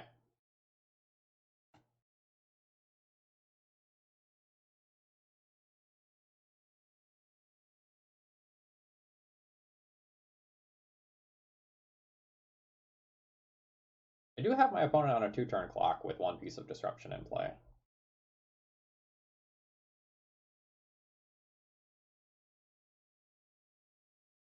That was top with Preordain though.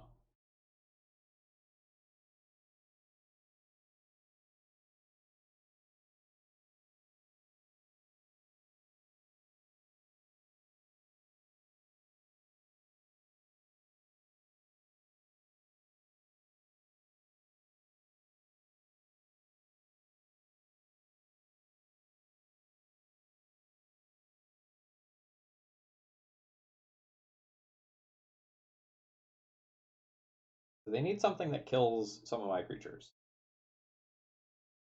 They're just dead on board if they tap out for Oath.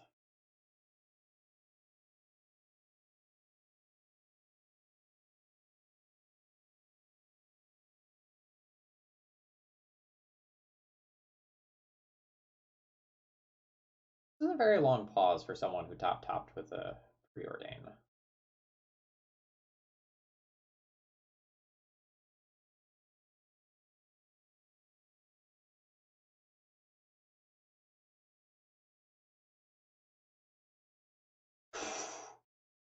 Nice.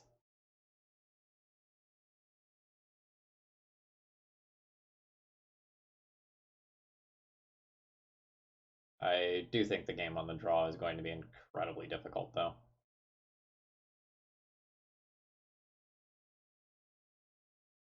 My opponent could just put an Oath into play on turn 1 and then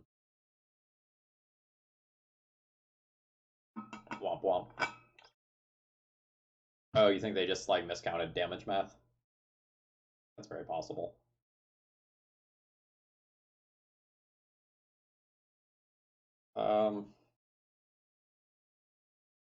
I think I want some sort of sphere effect over a Pithing Needle in my opener. This is just a lot of mana and not a ton else. I think I can do better than this.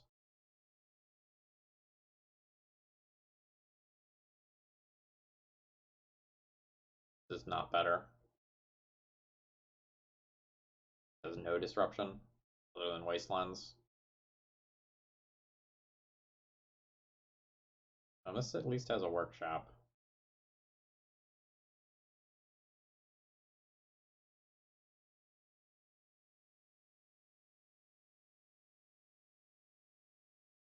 One, two, three, four.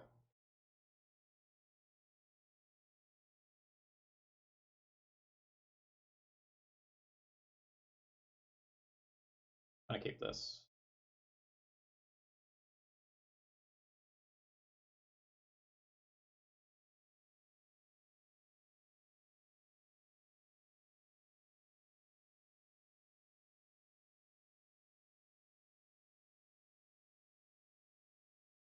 League's going very well. I think I'm 3-0 right now, but I think I'm losing this game.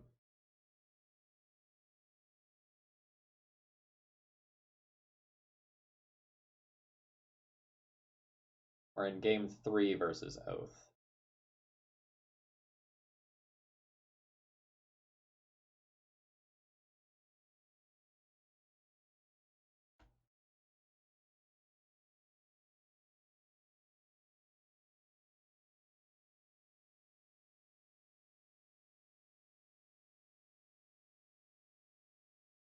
Unfortunately, I don't get to strip mine that.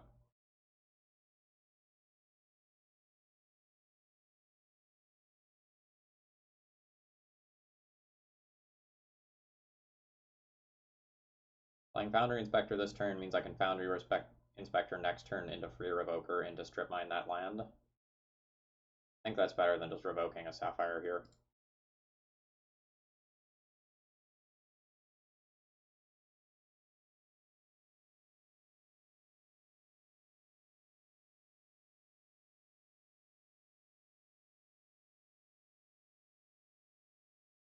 Did not fetch a green source. Oh, they have another land. Okay.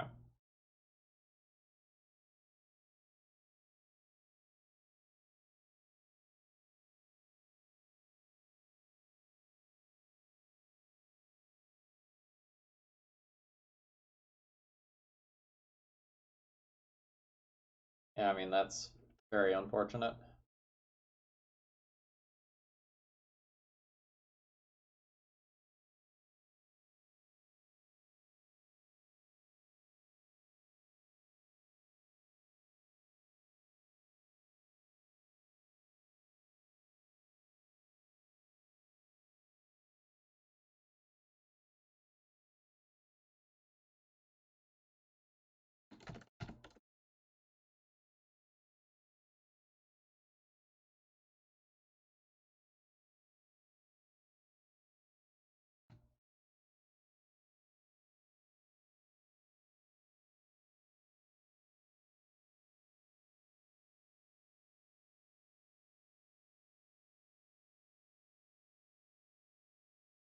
I don't know that I ever read that article.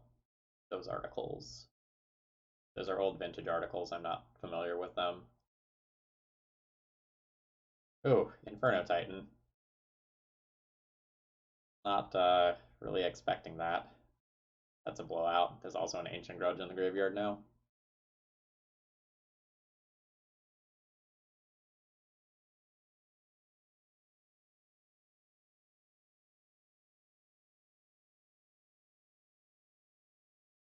And my opponent's just gonna like attack with Inferno Titan next turn, kill this. Be left with basically nothing.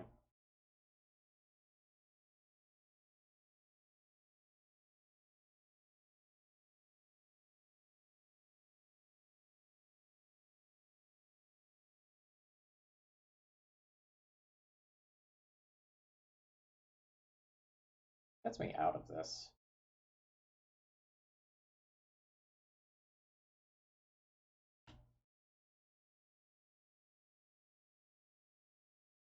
Not that.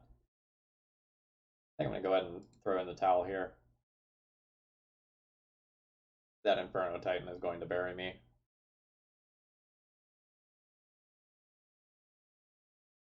Alright, we're at 3-1 now.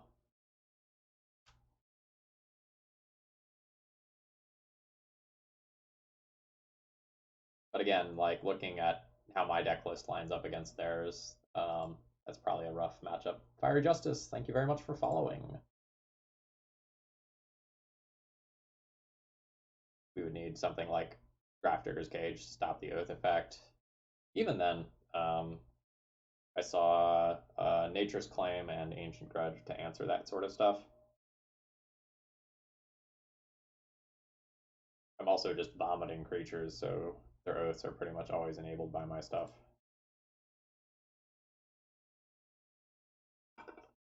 I also don't really have non-creature win conditions where I can just like Walking Ballista my own board and then win with like a God Pharaoh's Altar Idol. God Pharaoh's Idol. The thing that makes opponents' cards cast 2 more. And like force them to draw the Forbidden Orchard. So versus me, their oath was just legitimately a 1-card combo.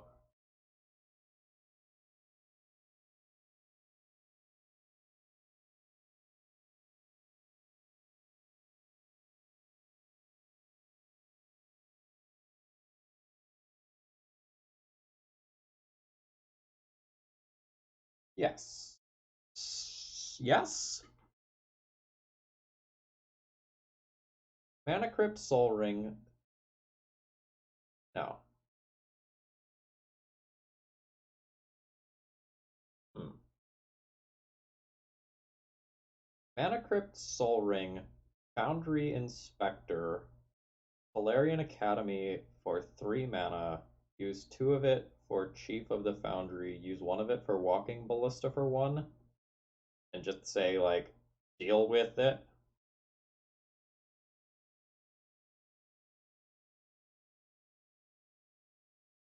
Alright. Aggro hand. God Pharaoh statue. That sounds right.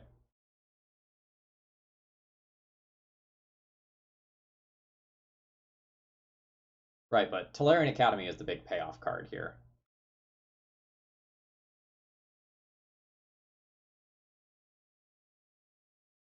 Like, I want that to tap for 3.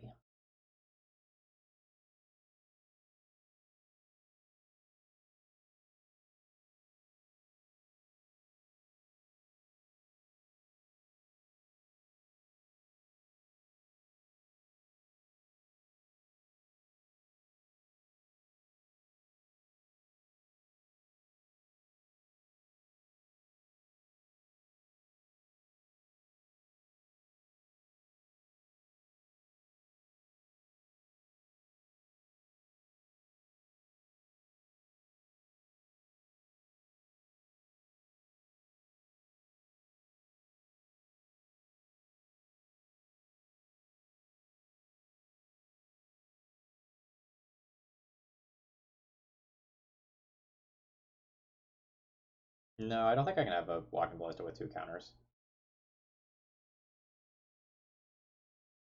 Foundry Inspector costs 3 mana. Mana Crypt produces 2 mana.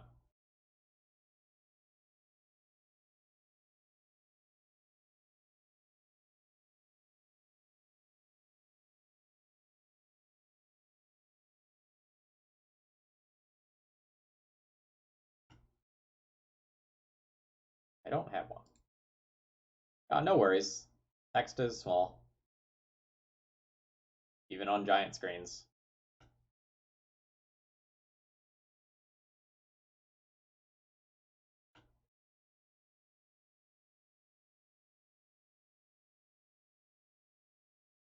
So we're probably playing a mirror here.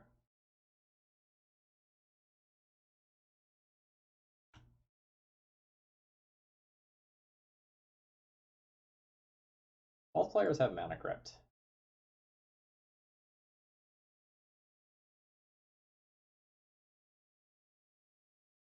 Revoker can trade for my Ballista. I don't care about that. I care about the 6 damage a lot.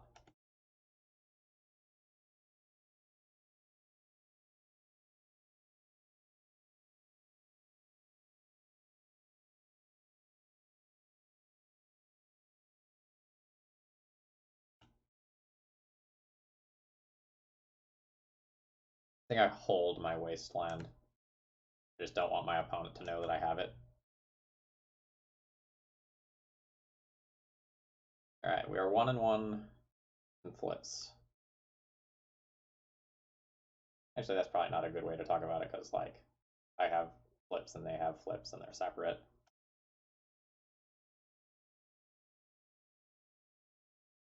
Oh wow, opponent doesn't have any gas.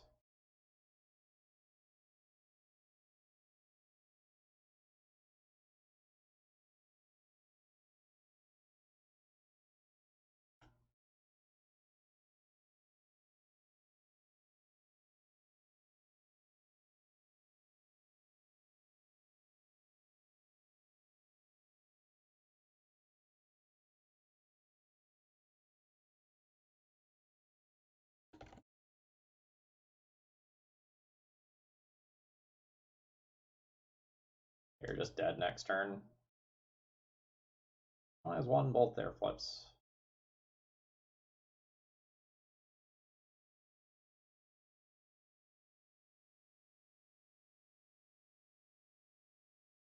Alright, the advantage of being on the play was pretty big there.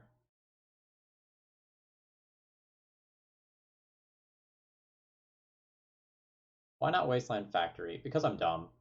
Because I'm just stone cold stupid.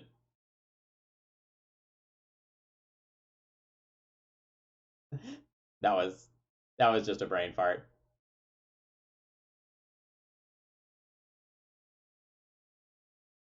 Okay.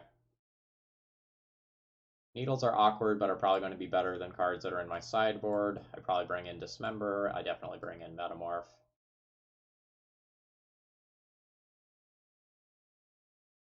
I don't think I want Chalice. I don't think I want Trinisphere. I might bring Chalice back in on the play. Honestly, I don't think I want to be doing this stuff when I'm on the draw. No, Jay, you gave me too much credit. I was just like, ha, I'm gonna stop the Lotus. They didn't do anything with that mana. It's not important. And I just derped. Um, they might have had some outs there for me leaving them with that involve Foundry Inspector.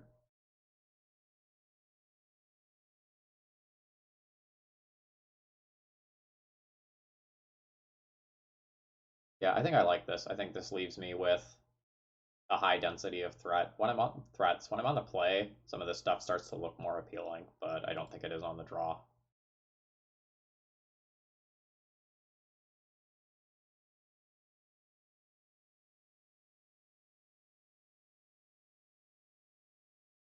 Yeah, that is just a clear example of the stream using brain power that is not being dedicated towards the match. 100% own up to that. This hand doesn't really do anything. I'm gonna mulligan. Would really like a workshop based hand when I'm on the draw. I'm gonna have to play catch up after their explosive turn one.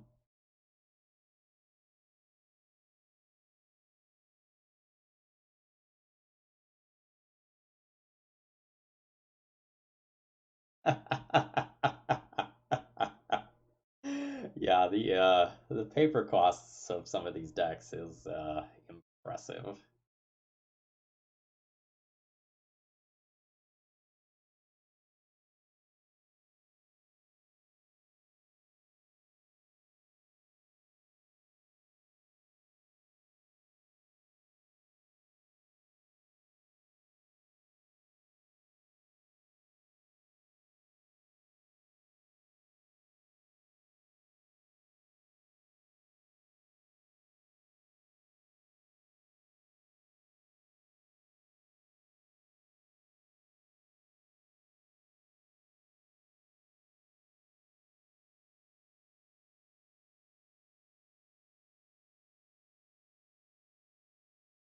I don't hate it. I don't love it, but I don't hate it. I'm gonna hope that they play something that I can metamorph that's good. That's kind of where this hand is at. The ways that I win with this hand are my opponent playing something good that I can metamorph, and I just like wasteland them off a workshop, take a little bit of damage, wasteland them again, take a little bit of damage, and then try to stabilize with my metamorph and Ravager.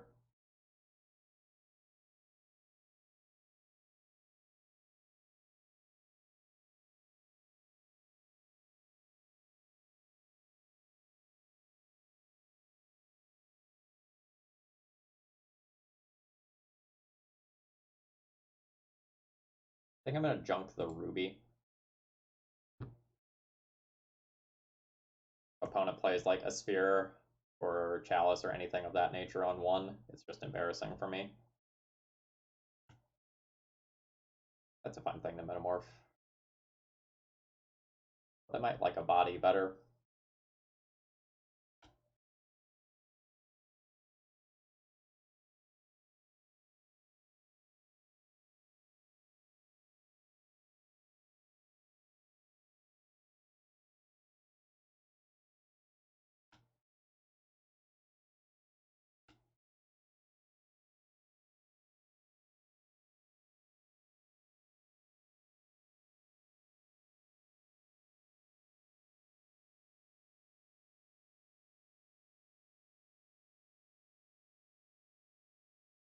I think this is how I win.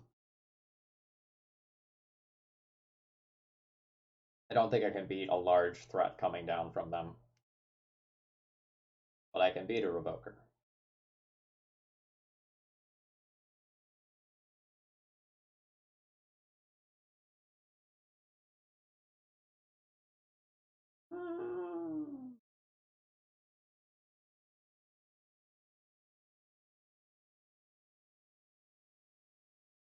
That means that my workshop is now not safe.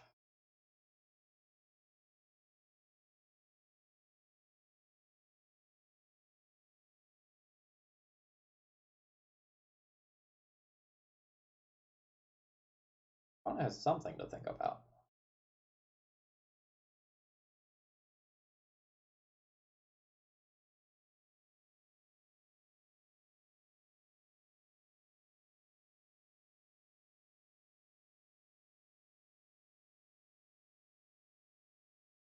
Yeah, the best time to buy power is always last year. Like, the earlier you bought it, the better. Just gradually ticking up.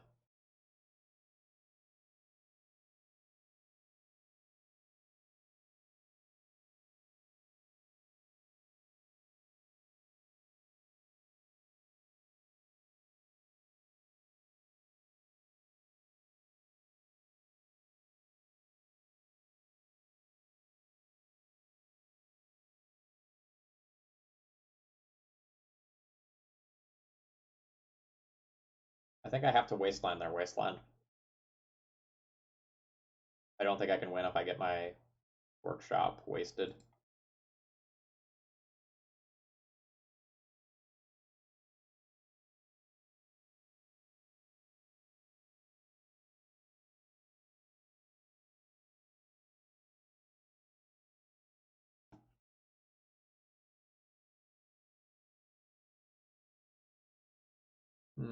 Can I play Mana Crypt?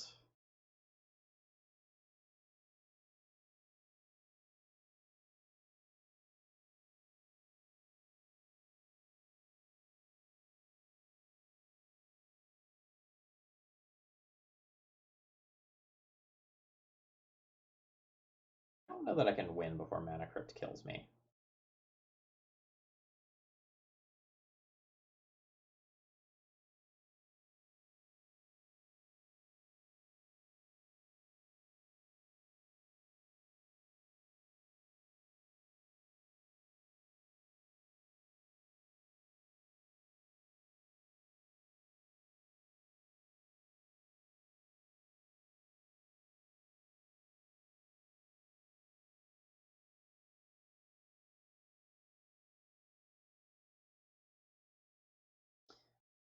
Yeah, I don't think the Mana Crypt's good.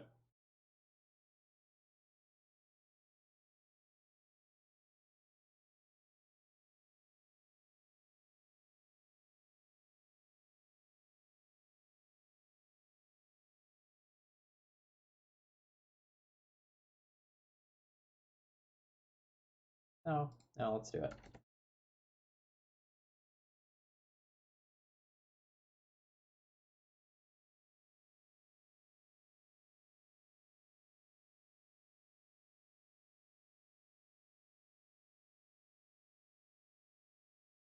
I think the reserve list made sense when it was made.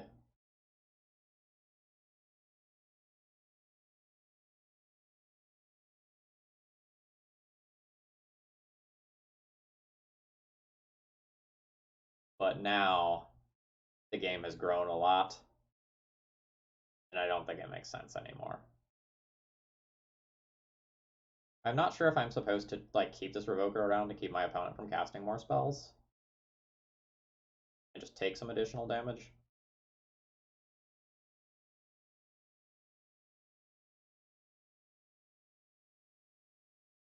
Go to 10, play Factory, have 4 mana, play a Ravager, trade Ravager with one of them, go to 8, play a Walking Ballista for 2.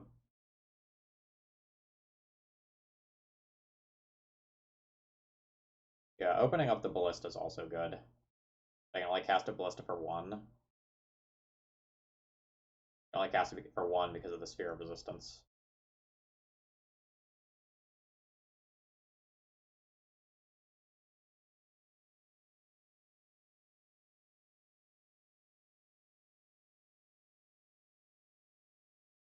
I'm gonna take this damage.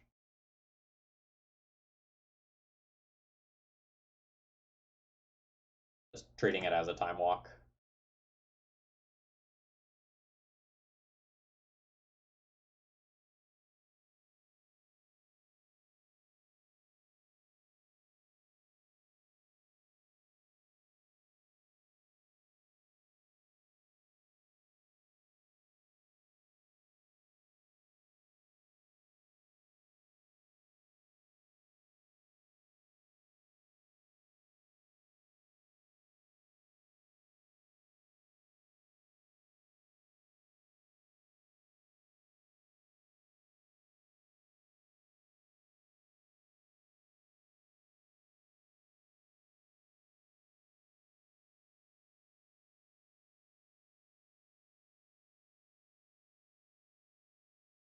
I don't think I can put Mana Crypt into play. I think Mana Crypt will kill me faster than my opponent will kill me.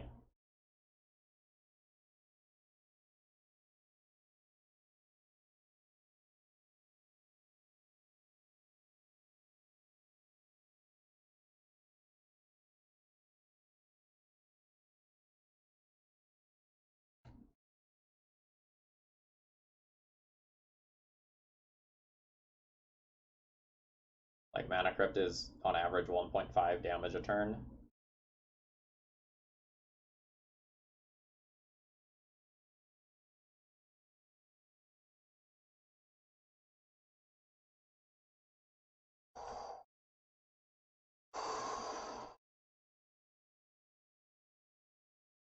Alright, so 3, 6, 7 mana. I think I just cast a Walking Ballista for X equals 3, honestly. And we can deal with Traxos a little bit later.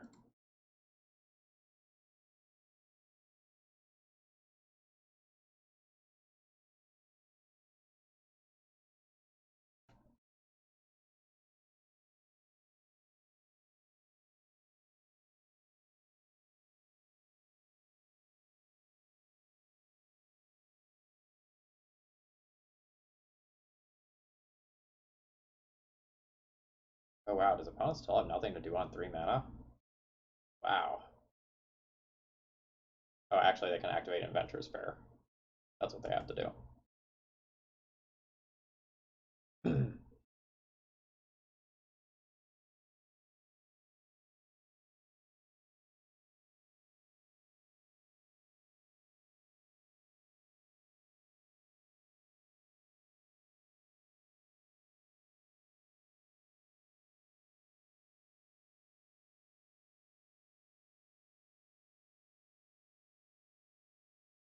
I'm thinking about it, Jay. I think I waste Tomb, go to combat, make them fetch if they want to fetch, and then probably copy Sphere. There's also Traxos baselines.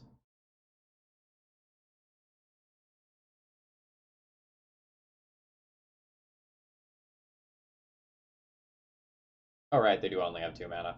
I'm dumb. I was looking at Soul Ring like that's the 4th, but I still think I'm supposed to wasteland that.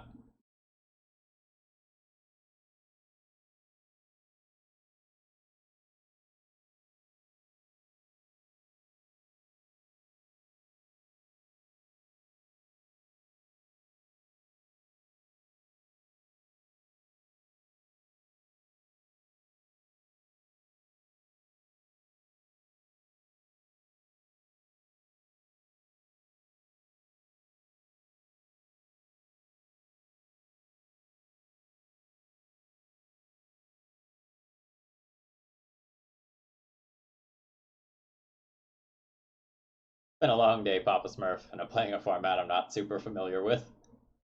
Takes more brain power than normal.